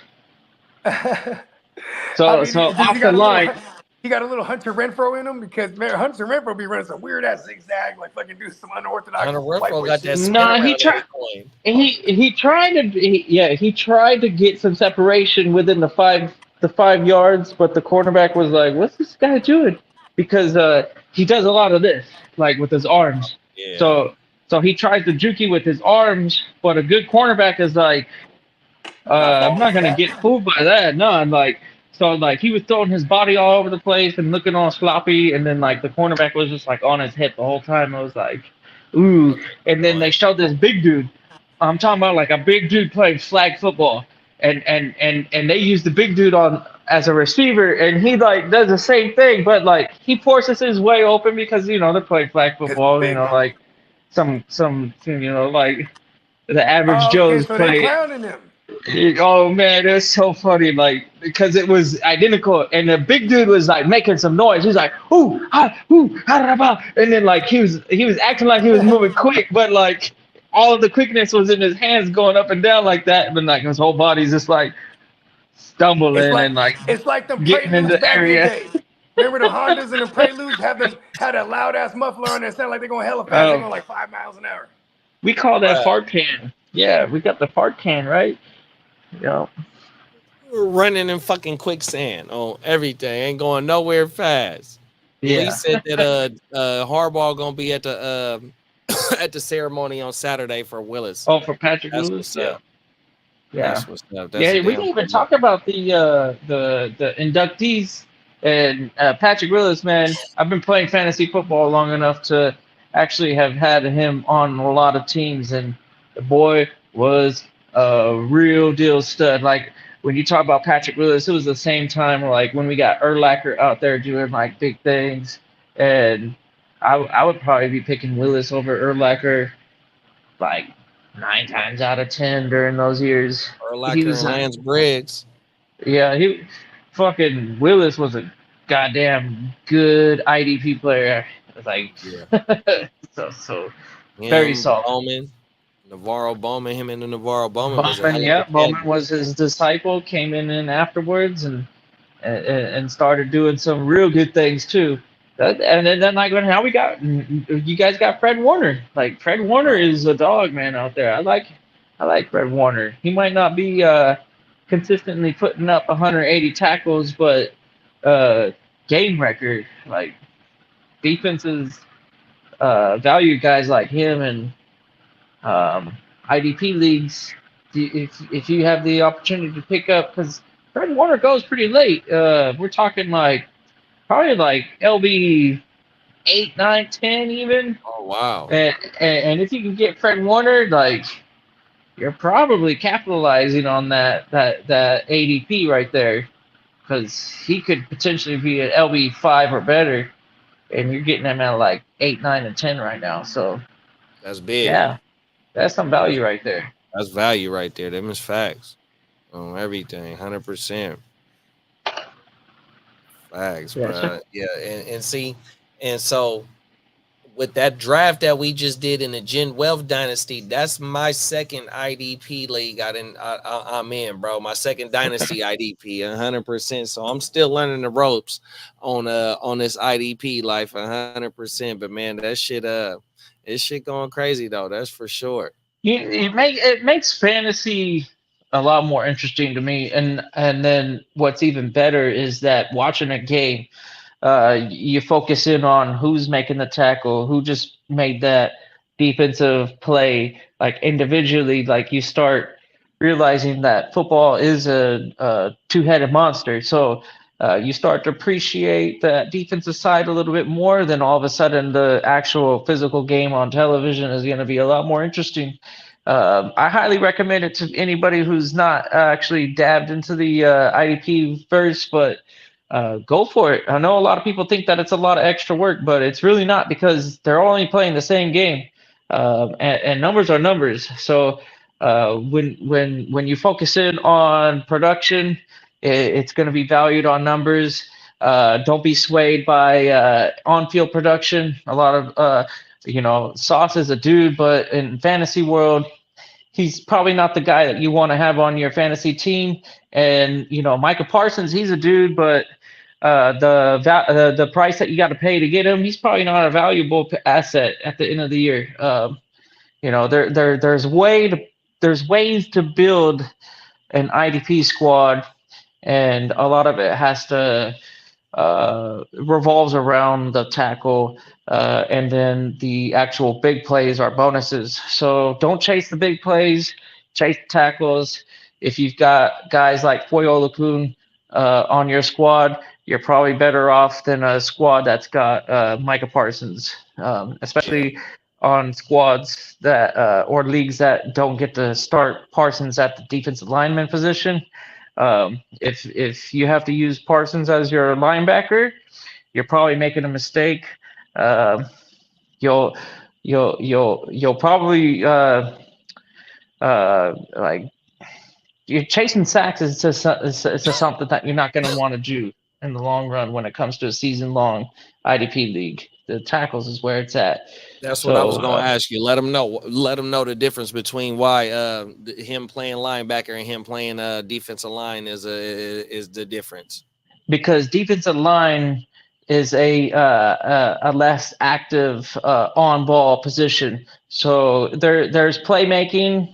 There's big plays, right, where that's why defensive ends get paid the money they do, because they actually change the game. But in fantasy land, we're trying to accumulate points. So the more active you can be, the more valuable you're going to be. So guys that actually produce tackles.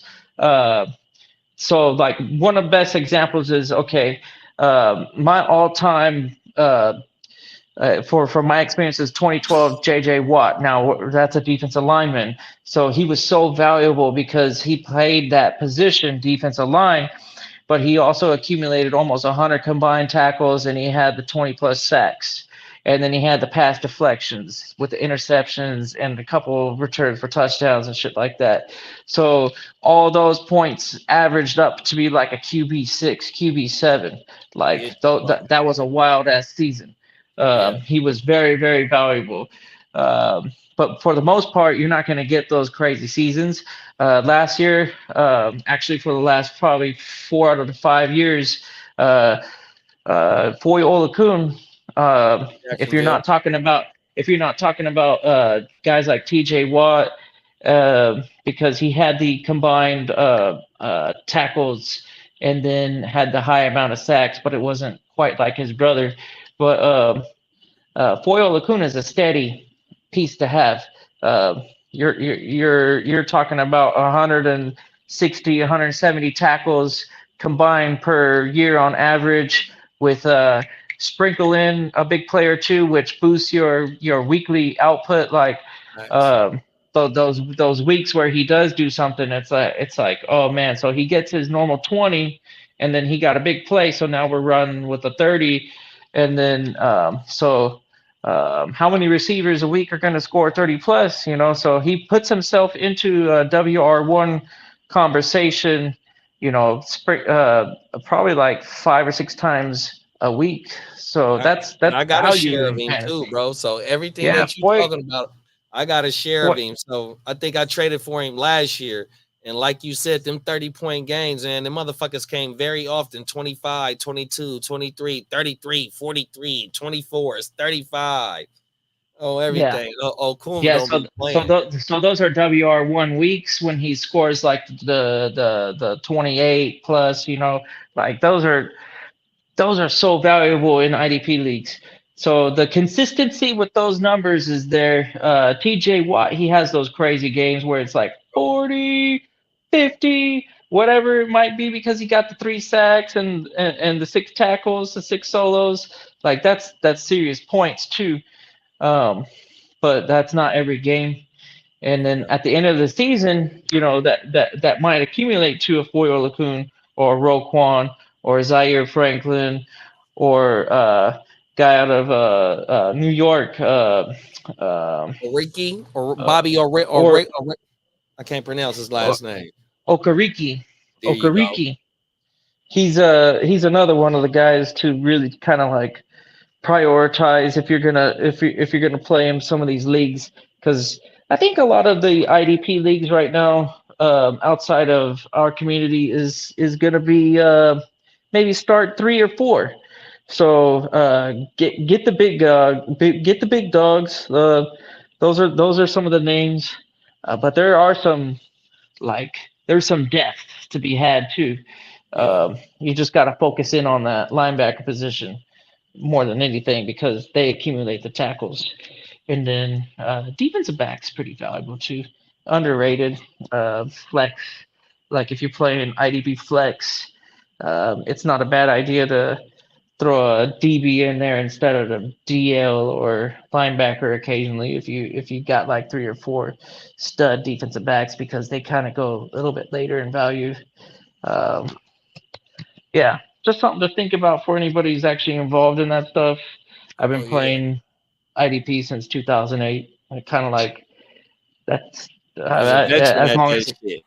as long as I've been playing fantasy football, I've liked to do at least one of those IDP leagues, and now it's kind of like the only way I rock. I don't do anything outside of IDP verse anymore. And salute Derek. I'm in a ton of leagues with Derek. Derek is a dog. Love Derek. Talk about defense all the time, and he loves those Minnesota defensive backs. There's a lot of value there. We can definitely start those guys in flex with confidence. Cameron Bynum and Josh Metellus. Those guys can definitely win leagues for you. Yeah, I just seen Metellus on the when they did the can't stop at Minnesota for the NFL Network. I think it was either yesterday or the day before yesterday at Back to Camp. They was interviewing Metellus. He's a gadget. You know how we got gadgets on offense? Well, they got gadgets on defense too. And Metellus is a gadget. They bring him up to the long, so he'll be a on ball fucking like backer, like almost. And then they'll bring him out, and then he'll play coverage, and then they'll stun him. Really nice player. Really like Josh Metellus. If you haven't watched any of Minnesota Vikings defensive games, you got to check them out, because that Minnesota defense is a damn good squad to appreciate defense. I love the way that squad operates. That's right. Especially that defense. They got Brian Flores. That's who's over there too. Okay. Yeah, Brian Flores. Brian Flores has something nice in Miami for sure. Oh, yeah. They kicked him out because he didn't want to lose games on purpose. He's the last of the Belichickian disciples that's coaching right now. Like, it's outside of Bill Belichick's son, who's part of, like, I think, Cleveland staff. Is that right? Yeah, he's been over there for a minute. He fucks with Stefanski and shit. And I heard, like, on some podcast, I don't know if they're, like, on talking terms like that. I think they respect each other, but, like, yeah, because Bill Belichick, he got all these kids, and he's just like, yeah, I'm with football. All these kids. He's just been doing football for hell of years. Everything. He got all these kids. He got all these kids, and they're all separated in age, like crazy. Like I said, his son that coaches is like 30-something or 40-something. I mean, we seen fucking Gerard Mayo on the field. Not only fucking the boy in Tennessee. Who else? Well, for sure him. Well, he's the Vrabel. Oh yeah, well, Vrabel was on the field. But you got to remember, Mayo was on the field. But these guys, they never coached under him. They definitely played for him, though. Right? No facts. But just to see from them, because I remember Gerard Mayo. Didn't he go to Florida? You got me. But I remember Gerard Mayo as a college player now coming up through the league and the whole shit. Remember him playing for Belichick and all that shit. Now for him to be coaching, that just shows you how he long was with there with Vrabel, Teddy Bruschi, you know what I'm saying? Mayo, even I think young Wolford. Yeah, Mayo might have been the whole time, and I don't. Did he play for any other organization? Nah, he was there the whole time. I think for the whole time. I think he was. I think he might. Did he have something to do with? Oh no, he might have coached something for Chicago because I think he had something to do with Chicago before this gig. But yeah, as a player, I think it was all New England, man. What was his name? No. Yeah, I forgot. And I guess Vrabel is still coaching in the league, but he's not. You know, he's just on the staff. You know what I mean? What is he like a fucking? What do they call it? He's he might be a position coach. Damn, I forgot what they call that shit when they just have them on the side. The assistant. When they got like the assistant court, like they'll have like a head coach assistant. They'll have like an offensive coordinator assistant. You know what I mean? Man, that motherfucker like how damn, I don't know why I can't think of what I'm thinking about, bro. Joe Brady don't make no sense.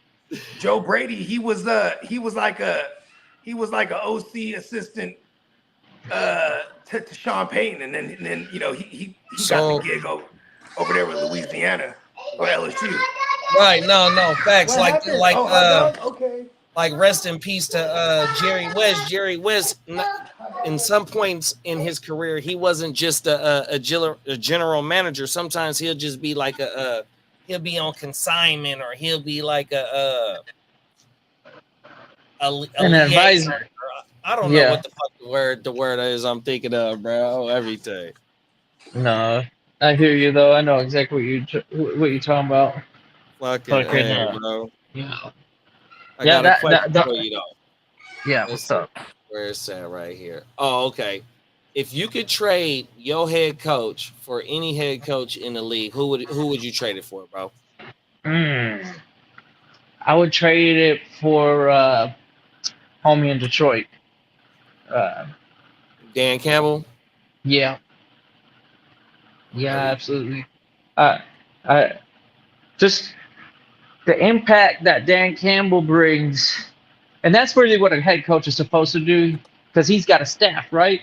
And the staff maintains their jobs, and then it's the head coach's job to get his staff ready, and micromanaging and all that shit. I don't feel is necessary. Like I like Dan Campbell. What he brings is that city. Like they've totally embraced Dan Campbell. The team has embraced Dan Campbell. The ownership has embraced Dan Campbell.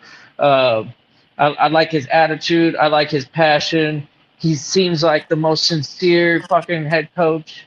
Like whenever they're like doing well or struggling, like you can see how much he cares and wants to be successful and is putting it all on the line, but without like interfering with the process. Like he has a mindset. He builds a team. He trusted them. He wants the process to work, but he's not trying to be the commander, the captain, the fucking sergeant, and the soldier. You know what I mean? He's got a team. He lets them do what they need to do, and he just like, I just think Dan Campbell is probably the best head coach I've seen in a real long time, and I hope he wins a lot in Detroit. I would really like that. Him or Andy Reid. Andy Reid's pretty cool too. Yeah, 100%. You definitely Andy Reid for sure. Yeah. But Dan Campbell though, he established that culture. They haven't been shit in a long time in Detroit, you know. And I think with Stafford, they only got to the playoffs one time. And I think with Barry Sanders only seen the playoffs one or two times. You know what I mean? So for the last 30, I don't know what they was in the 80s. They probably wasn't shit in the 80s anyways, unless you was watching Beverly Hills Cop Part 1, you know what I mean? And I think there was some about when they created the games on Thanksgiving, they're like, because they knew, people will gather around and watch football for show, high ratings, but they're like, none of these teams wanted to play on Thanksgiving. They want to be with their family. So they're like, give it to the Cowboys and the Lions because they were like the ass teams. You know what I mean? Yeah. And like, and they got to, I mean, that's why it is kind of funny though, right? You know what I mean? Straight trash. Like, they got the Thanksgiving leftovers. Why we call them America's team too, right? Yeah, you're landing in the Matrix. Oh no, am I back? Am I good? Right. Oh yeah, you're good. Maybe it's me. Hold on. No, I think you good. Can you hear us, Brody? Yeah, you straight, kiddo, but can you hear us? Is anyone alive out there? Hey, ahoy! I think something's happening. We can hear you, big bro. Can you hear us? Just try and come back. Click back out, yeah. Yeah, try and come back, bro. So the topic is, big bro, if you could trade your head coach for any head coach that's in the league right now, who would it be? Okay, let's just play the scenario where like somehow we didn't have Shanahan, right? Then who would it be? Because I wouldn't trade no one for Shanahan. Fuck that. I have faith in our Sagittarius, bro. But it'd probably be D'Amico, bro. Like fucking just bring him back. You know what I mean? Yeah. So you had to bring back Bobby too, though. Slow had to be your OC, huh? He's part of the deal. He's part of the deal. Yeah. Oh, I mean, because there's the Andy. Like, let's just say, like, I can get Andy Reid. That's not good. Like, you know what I mean? Like, he might even. Like, I want to get someone who might stand the test of time right now. He's, you know what I mean? Andy Reid's old. Because if that was the question, if I could just say just all time, it would be Belichick. Yeah. You know what I mean? And I remember early on in the offseason, I was saying that'd be dope. And if we get Belichick as our DC. You know what I'm saying? And this is because right after we fired Steve Wilkes, because I was like, nobody finna hire him. And I said, because I remember the whole thing where Robert Kraft was going around kind of dirtying his name and shit. You know what I mean? Facts. Then you had Atlanta talking that bullshit about him when they brought him in. Yep. He was like, he's going to run everything. He was like, he ain't going to have no say and wop and this, that, and the third. But see, because with Belichick, and then they even said Shanahan did have a convo with him. You know what I mean? He's like, I'm going to do this broadcasting thing. And then, you know what I'm saying? Because Belichick's smart too. When you do the broadcasting thing, you know what I'm saying? You're still going to be studying every single fucking team. Facts. You know what I mean? You ain't going nowhere. You might even get a different type of insight.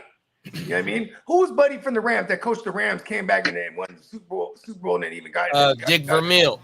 Remember he took a break from the Steelers, right? Remember? No, he had the Eagles. He had the Eagles in the Super Bowls in the 80s. It was the wrong. Yeah, I was thinking of the wrong.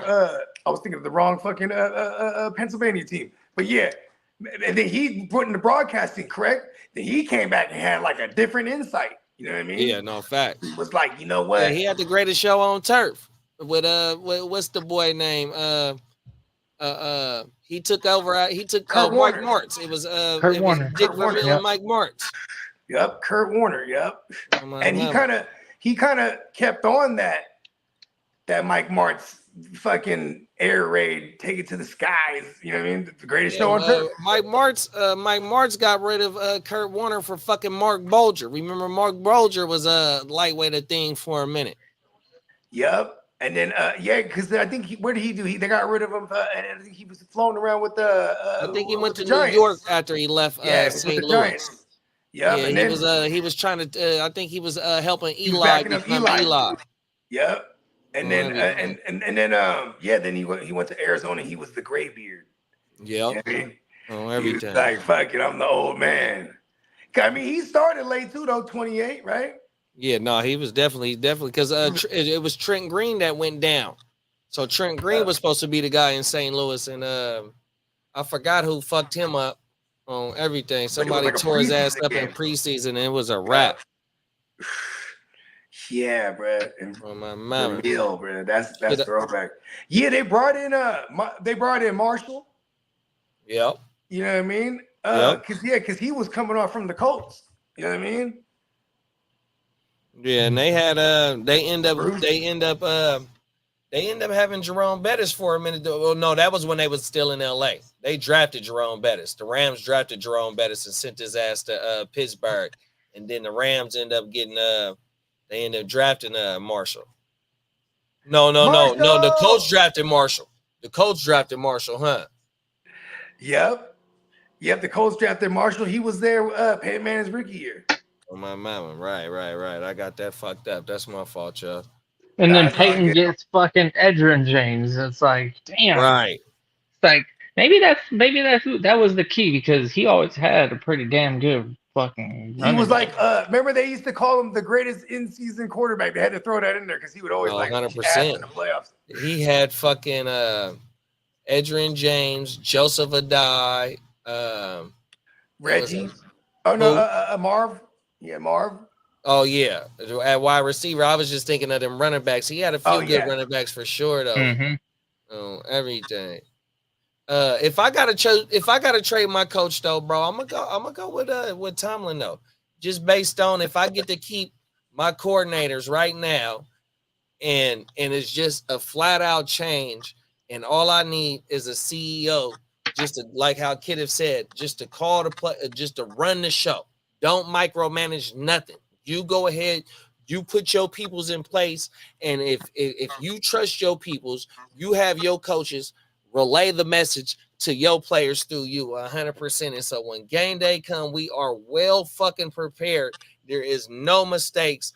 And the only thing is I need with Mike Tomlin is to relate to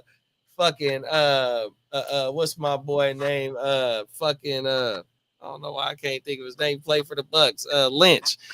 Go get us some offensive linemen, man. 100%, bro. We need to shore up this right. If we relying on Dominique Pooney and I can't think of our right tackle name, but bro, we were relying on them right now to shore up that right side of the line right now. It's not looking too good, bro, as they say in camp right now, bro. Especially you ain't even got Trent Williams right there on the left side, nigga, and it's looking bad. I mean, in division, so we got to deal with the Rams. They're going to be without Aaron Donald. And then they got some young second-year guys, and even I think a rookie on the edges. They got two rookies. They got Verse, and they got the other boy, the D tackle from Florida State. Both of them dudes. Yeah, Verse could be a real game wrecker. I think I like that guy a lot. And Mike McDonald now over there in Seattle. You know what I'm saying? Like, and they got that. They got some. I mean, with the NWOSU and what's his name? Mafe. So they got, they're pretty nasty up front. Ain't your boy from Miami over there too? They brought Jerome Baker and Tyler Dodson. I know they drafted a notable linebacker. I can't remember his name. But yeah, and then who did they also, one of the other rookies they drafted, there was something going on. He was with a trans woman, something like that. Oh yeah, I think I did see that. Is it Murphy? I forget his name, but yeah, I think he got himself a pre-op. Right. Yeah. On draft day, I think it was. I think it was on draft day or some shit like that. It was in our group chat. He might have got But yeah, and then there's what's his name? Then there's Arizona, who's probably going to be one of the feistier defenses, bro, because Jonathan Gannon don't fuck around. I mean, they were putting it on fools last year too. Just they had a bad offense that couldn't they whooped. Well, they one of the teams that whooped the Eagles in that 6-game losing streak. They whooped the shit out of the Eagles. Mm-hmm. They whooped up the Cowboys too, didn't they? I think that was early in the season when they won Arizona, because it was Josh Dobbs that beat the Cowboys. Because Josh Dobbs, what he played for 3 teams last year? Mm-hmm. 2 teams. I know 2 Started teams for 3 teams. Yeah, like he went just that shit is amazing. Actually, the shout out to the Pastronaut. No facts. 100%. We got him now. What? Hey, he looked like Charlie Villanueva that used to play for the I forgot what NBA TV played, but they look like twins. Oh my mama. That's funny. Who's Dobbs with now? Is he oh damn. We got another guy. And they say he looking like trash in camp right now. Yeah. It's been 50-50 words on what I've been watching on from the Niners reporter. For your And then sake, there's you got to get him off the team because it seems like he finds his way into playing time. So the better Right. off you are without him around, man. Like, well, here's the He thing. got When that it bad came, juju. well, they yeah, had get him out of here. see, I would Fact. say, but see, here's the thing though. He actually came via way of injuries. You know what I'm saying? So they last minute. Remember the week before the year started last year, they knew Kyler Murray was gonna be gone for a minute, and then they had I can't even remember this dude's name. And then they had like some young kid, Tooney or whatever. But then but the coordinator, he came from Stefanski, so they're like, they had Josh Dobbs over there just on the practice squad. You know what I mean? So he's like, boom, trade for him right before the week started, and he's already like semi-familiar with the system. So he got the job. I was telling everybody last year, I'm like, it's gonna be Josh Yeah, I Dobbs. remember when you picked him up in the TFL before the season started last he year. was trying to flip him like a motherfucker. Oh, I yeah, remember I think those he bogey ran with him trades. for a minute. He's like, hey, here's I was Josh like, I'm trying to Dobbs tell for you, some he's like. an astronaut. Come on, everything. I do Can't- remember look at that. this though. Hey, he all tore it I'm up. asking for is a linebacker. I'm like, yeah, my Remember, best linebacker. he tore it up though, and then who got him next? Was it Minnesota? Did they trade for him next? Yeah, Minnesota. Yep. So Minnesota trades for him, right? He was And then- Cleveland, Minnesota, Arizona. there it was. Yeah. And see, he went to Minnesota via way injury too. See what I'm saying? So I like him there. I don't think he's a bad omen. And we got this kid, Tanner Mordecai. Hey, we gotta make lemons out of Fire, lemonade, like, man. We don't gotta put make bad juju on us. He ain't a bad omen. sure. He won some games. I give you that one right there. Yep, but it's bad omen for the starting quarterback of the team that he is playing for. Man, I think he's a trade. You're looking at it all wrong. If history, I don't want my Brock shares to go to waste because we got Josh Dobbs sitting in the background going. I swear to God, everywhere I had the Brock putting I his started voodoo making out there. Acquire Josh Dobbs. And one thing about Dobbs is that probably Shanahan, he gets a little bit of a reminiscent of what Lance can bring to the table, just with his a little bit more athletic mobility than what Josh Dobbs Purdy brings to this. But just a little something to play with during drawing up plays and shit out there on the practice field. But Speaking of Lance, he's got that fucking backup job under lock. It sounds like in Dallas. He's got himself a position and to. We want to hope nothing happens to Dak because Dak, right? That's Lamb up. That'll fuck CeeDee Lamb up. Oh man! In there. Oh, that would be terrible. But that would hurt, bro. Oh, yeah, everything. Especially with CD going number 1 overall right now, bro. In certain formats. Don't do it to us. Right. So if they need to trade him away. Lance is a bad omen. Is there a safer one? Is there a safer wide receiver 1 than CeeDee Lamb right now? I would say no. You know why? Because CeeDee Lamb is like arguably the only guy there, and his situation is the same.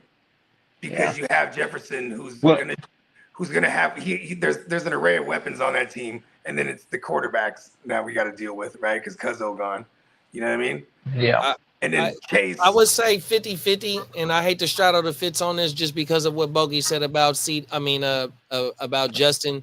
Justin is probably one of the only other ones that have pushed for the targets like that, 100%, with 170, 175, 180. But the only other wide receiver that's connected to a quarterback that can push for those type of targets and that yardage, and who was only not too far yardage away from CD is Tyreek Hill. You know what I mean? So Tyreek, even though he might not get the TDs that CD gets, especially in the red zone like that, because CD he's a chess piece on the board because they once they put him in the slot, it was a wrap, 100%. But the only other wide receiver that I would say just for this year, and I wouldn't take him number 1 overall, but just as the WR1 to push for CD, just because who the quarterback that he's connected to, I would definitely say Tyreek. Yeah. And then as far as guys like with the extreme target market share that I expect, or at least concentrated wise, like maybe like 30%. I'd say it's like Devontae, bro. Like Devontae, I'm not saying he's gonna reach for #1 by any means. I'm talking about just like was safe in value and like he should like absorb 30% target market share. Like 100%. That's what he commands. Mm-hmm. 100%. Them is facts, bro. And that's how I feel about CD too, though. You know what I mean? Because and then he has the coach McCarthy, where like McCarthy just has a history of like, all right, who's my guy? You know, Jordy Nelson or fucking Devontae Adams or you know what I mean? Just one James Jones, probably like just, we're gonna give one guy. You know what I mean? Just all the targets. Facts. Yeah. Big CD season coming up, hopefully, right? Come on now. Yeah. Jerry need to cut that fucking check. It's funny because my daughter, she always called me daddy, but then she started calling me dad, like everybody else. But it comes out Dak, and I'm like, Dak Bogart free, Bogart Scott free, Dak Scott free, Dak Scott free. Oh, everything. But she gets you the you hear me? Dak. But she'll say daddy hella clear, but Dak every time. I'm like, Dad. Oh, everything. Stay safe, Dak. That's now. Hopefully that ain't telling us nothing, bro.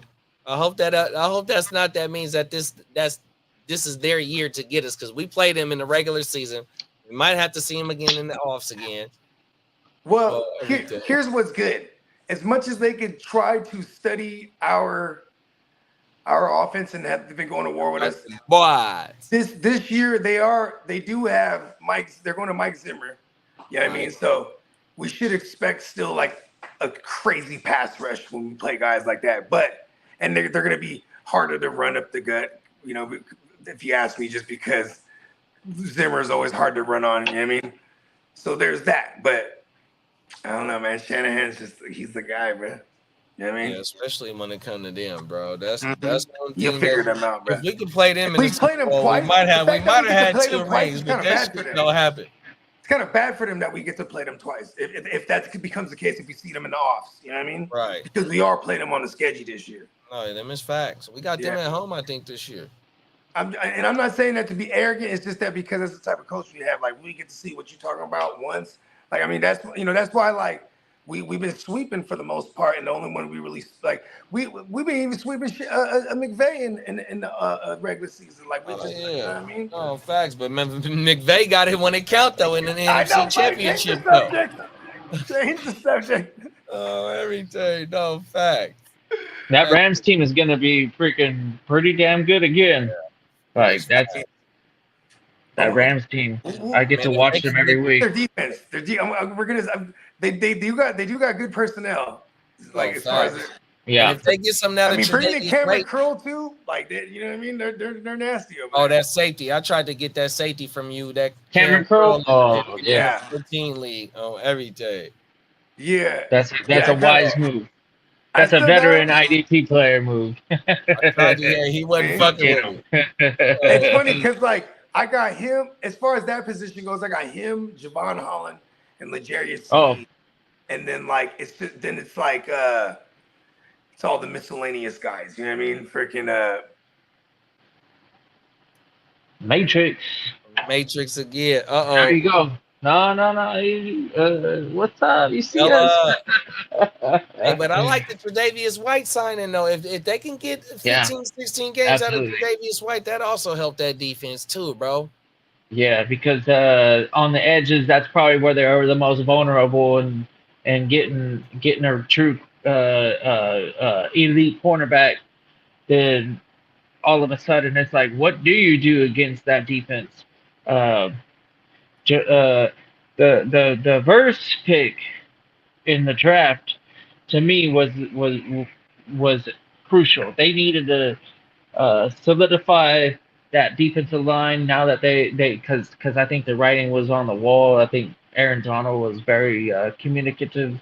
They like he was telling them, was like, this is probably going to be my last year.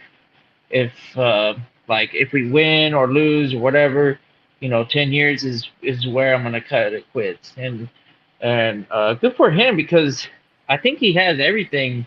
Like there's like Aaron Donald didn't go off the field looking like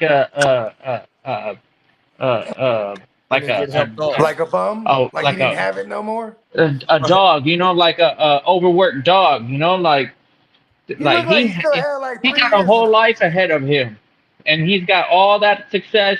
He could go down as the greatest defensive tackle of all time. Where I consider him up there. 10 years is a career. And Is it the 11 production. seasons? I think it was 10. I think it was 10 all pros. And 100 sacks. I think the only other 100 D tackle sack that I know is Warren Sapp. I might be wrong on that, but I know Warren Sapp got 100. That's a got good 100 stat. sacks. But yeah.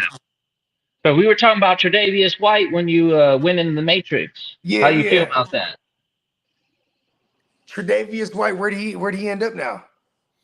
With the Rams. With the Rams. Oh yeah, he's gonna be like 2 years removed from that, or at least 2 seasons removed from that ACL, because that's the thing is like I think he had like a full like reconstructive type shit where like structural damage and all that shit. You feel me?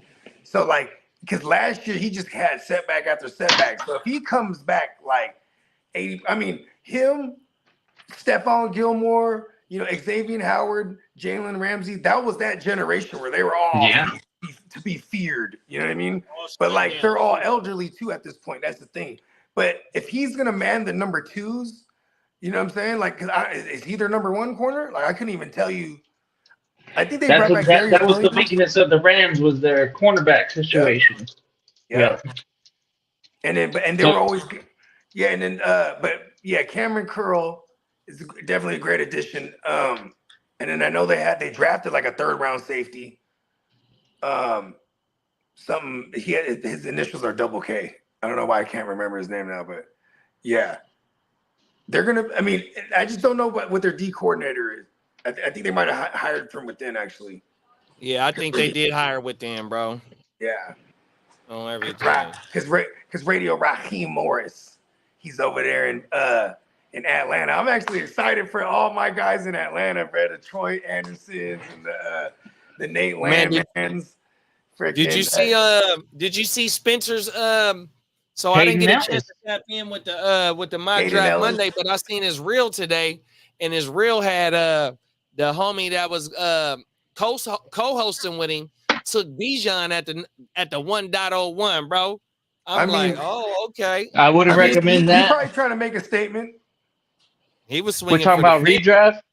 No. Yeah. I was in a situation where I took Bijan over Brees consciously. Yeah, but you got CMC out there. Yeah, unless you're afraid of the 28-year-old. No, we ain't talking about dynasty though. I think we're talking about redraft, right? This redraft. Yeah. I'm just saying, like we got CMC on his own tier, kind of. It's at least I do. Exactly. Like because we're talking about 100 plus targets and then 250 plus carries. Like anybody that gets 350 touches in the NFL, which is like maybe like 3 or 4 people, like they gotta be. And Bijan has Algier. And then the rest of the receivers on that Falcons team to work with. I got a theory on the Algier. Here's my theory on the Algier, because like if you remember when in the absence of Kyren Williams last year, remember they were like going with like Royce Freeman and shit. Like he's like another Royce Freeman to me, man. You know what I mean? I'm not scared of a Tyler Albubu, bro. Like, you know what I mean? He had a Dow Wow that year. I'll put some respect on his name, but he did get a lot, Arthur Smith, he kind of tend to do that type of thing. You know what I mean? He came from having Derrick Henry. In this case, you got the guy who said he wants to use Bijan like how the Niners use CMC. So maybe there's that. Because that's what I want for all my Bijans. You know what I mean? Atlanta fans should hope not, because there's no reason not to utilize Algier. He doesn't deserve to not be utilized. Like, that guy's only done good things. If they're in winning, that's a running back by committee fucking backfield if I ever seen one. He's gonna close a few games out for them.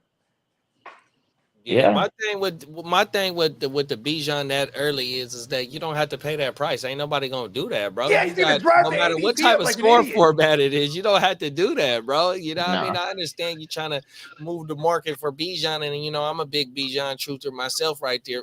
For redraft right now. Him and Brees is a damn good tie. You know what I mean? 100%. And in drafts it's either or. In I've seen Brees go at the 4, as high as the 4. I've also seen him slide down. I also seen Bijan go as high as the 4 and also slide down to the end of the first round. You know what I mean? So and they definitely have the outcome of rails, and the opportunity for the volume is there for both of them. Well, especially more in Brees's case, but in Bijan's case, he did have a top 9 opportunity share. So that's targets and fucking rushes combined out of everything on the offense. So with him having a top 9 opportunity share and also having Algier back there, it showed that he can have a defined role in that offense, but yet bringing in a new regime, and that regime seeing what CMC did to them two times a year, on top of the draft capital that they spent and invested in Bijan, because you only get a top 10 running back drafted every so many years. You know what I mean? And Bijan, he is the last one that has done that 100%. So I think that they are going to unleash him, but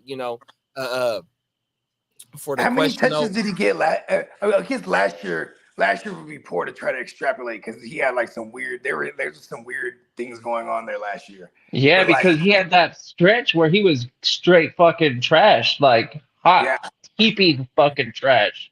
Like, and then the quarterback less play than was 3 so bad yards per last year. They was carry. running Wildcats in fucking Germany. Did they play in Germany or did they play in London? Whatever game they played overseas, they had one of them quarterbacks. I mean, one of them running backs playing fucking the Wildcat and shit, because it was a shit show in fucking in London or Germany when they played last year. Or I think was it Germany?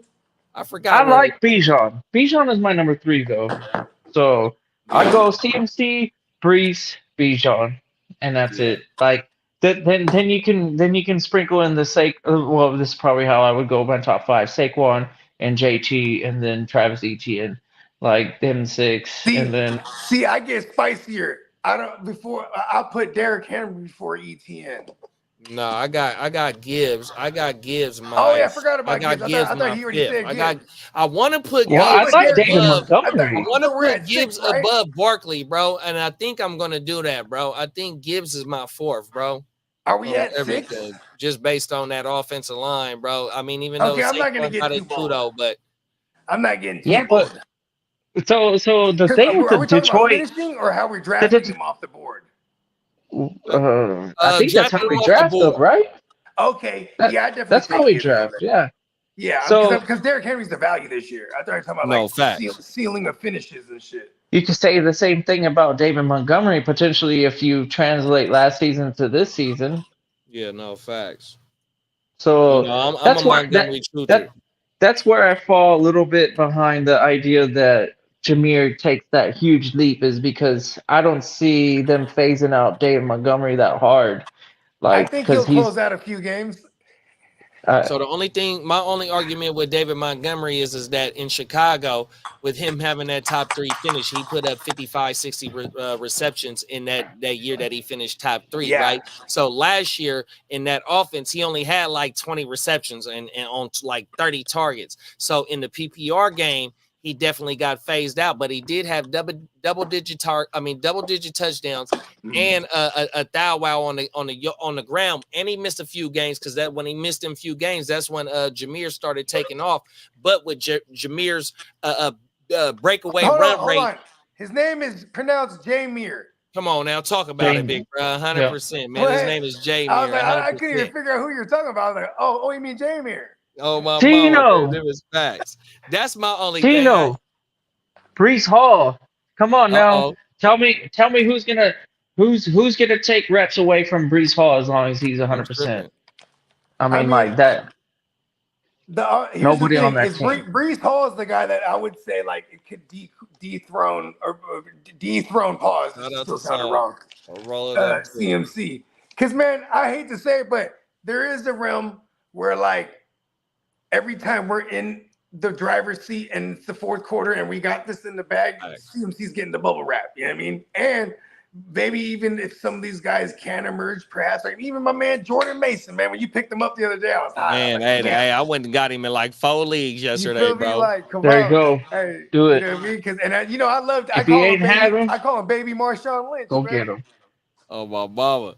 You know what I mean? Like, so, I mean, there will be some spells for a CMC because we were thinking longevity, you know what I'm saying? Like, and I hate to say that because for fantasy, we just want him to be the guy. And yes, you have to take him first overall if you're not going like a CeeDee Lamb, because that would be like the other safe option, I feel, as far as volume goes and what we should expect. You know what I mean? Yeah.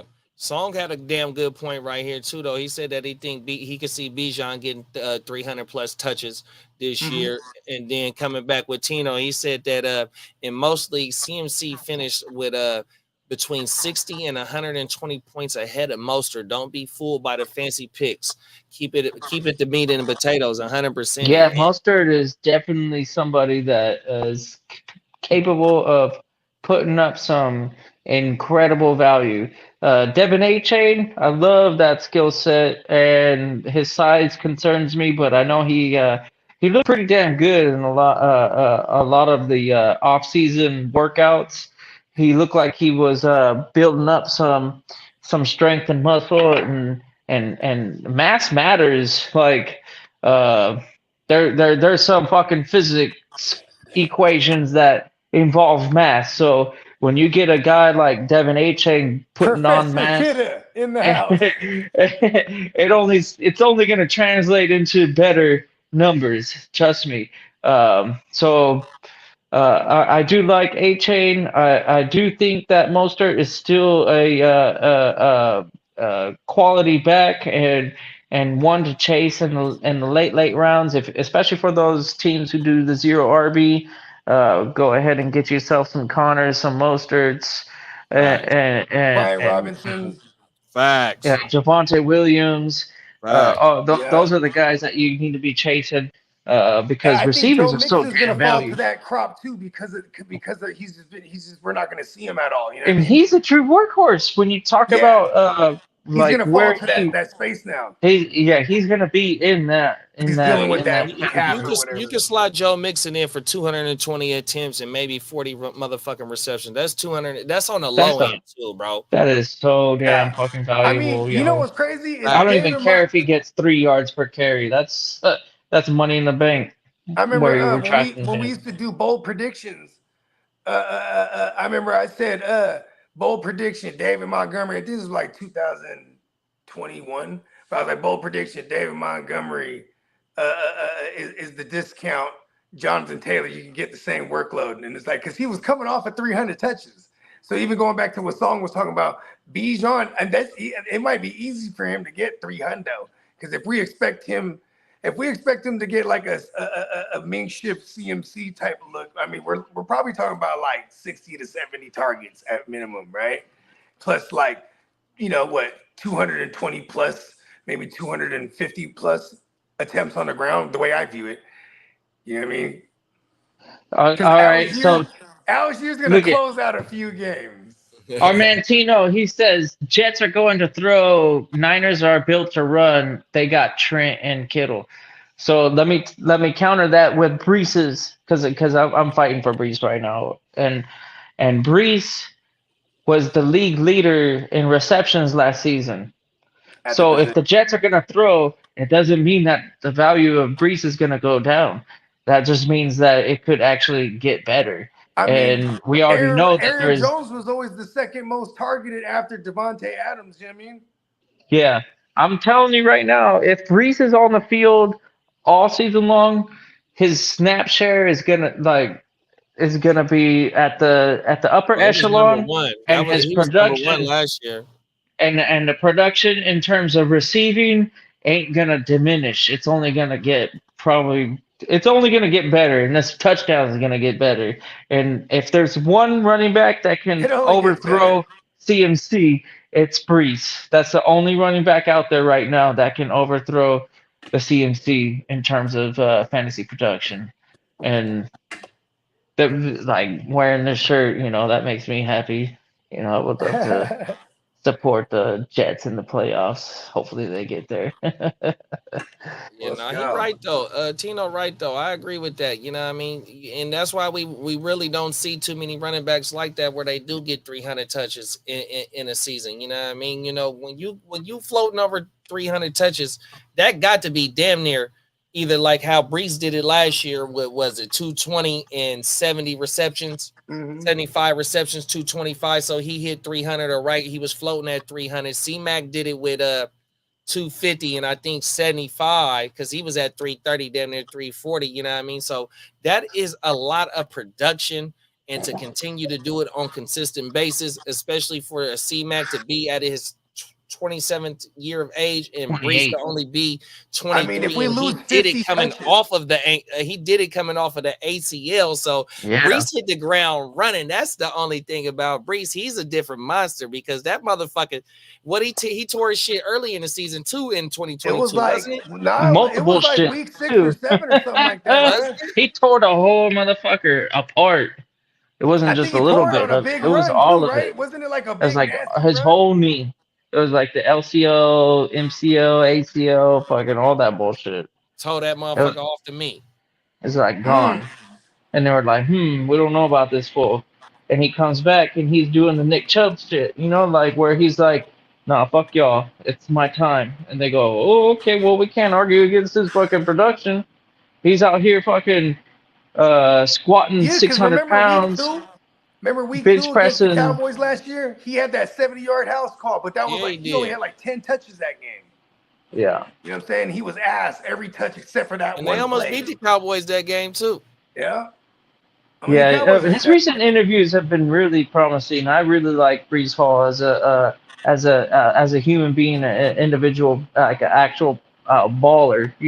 Like he's a he's a true baller. Like I I will never take Bijan over Brees Hall from here on out.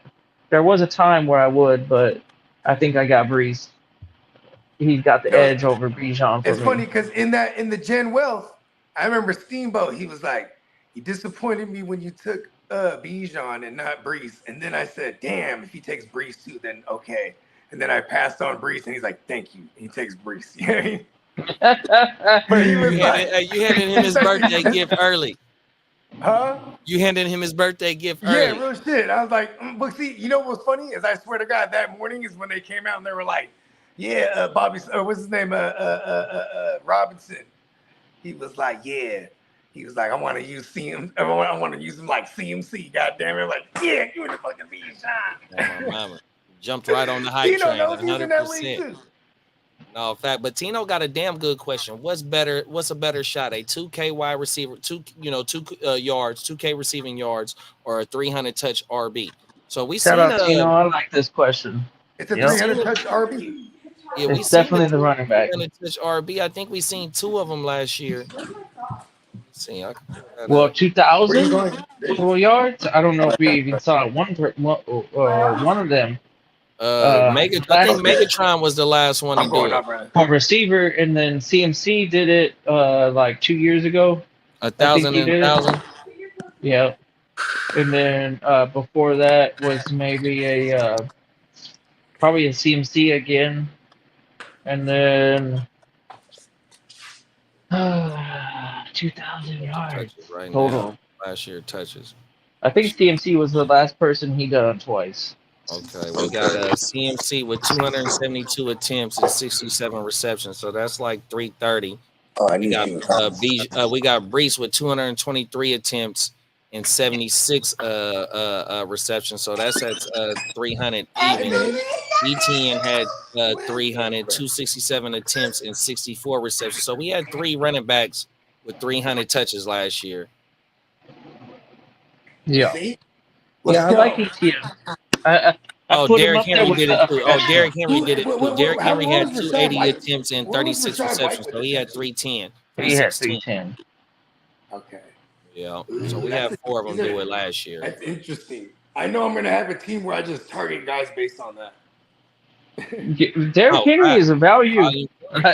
Like Yeah. you're I you're mean, getting him a volume. little bit later, and I think the older he gets, the more warranted his slide is. But I think people are underestimating the Baltimore Ravens, and he's going a little bit undervalued. I think the Ravens is probably the best team he's ever played on right now, and with that situation, the way that offense runs, like he could be in for the best season of his career, even at his age, because he was always a late bloomer. Like his first 3 or 4 years, we knew about him, but they didn't utilize him like a true workhorse until probably like his third or fourth season, I think it was. So I You know hear my kid afterwards he screaming? has a whole lot of miles, but Look, listen, y'all hear my kid screaming? My 11-year-old daughter, she's screaming bloody murder because she's killing it in whatever video game she's playing. Tearing them up. I'm like, it's funny because there's been so many times. What's going on? Oh, I'm playing a game. yeah, that's true. I don't know if any wide receiver ever got 2,000. So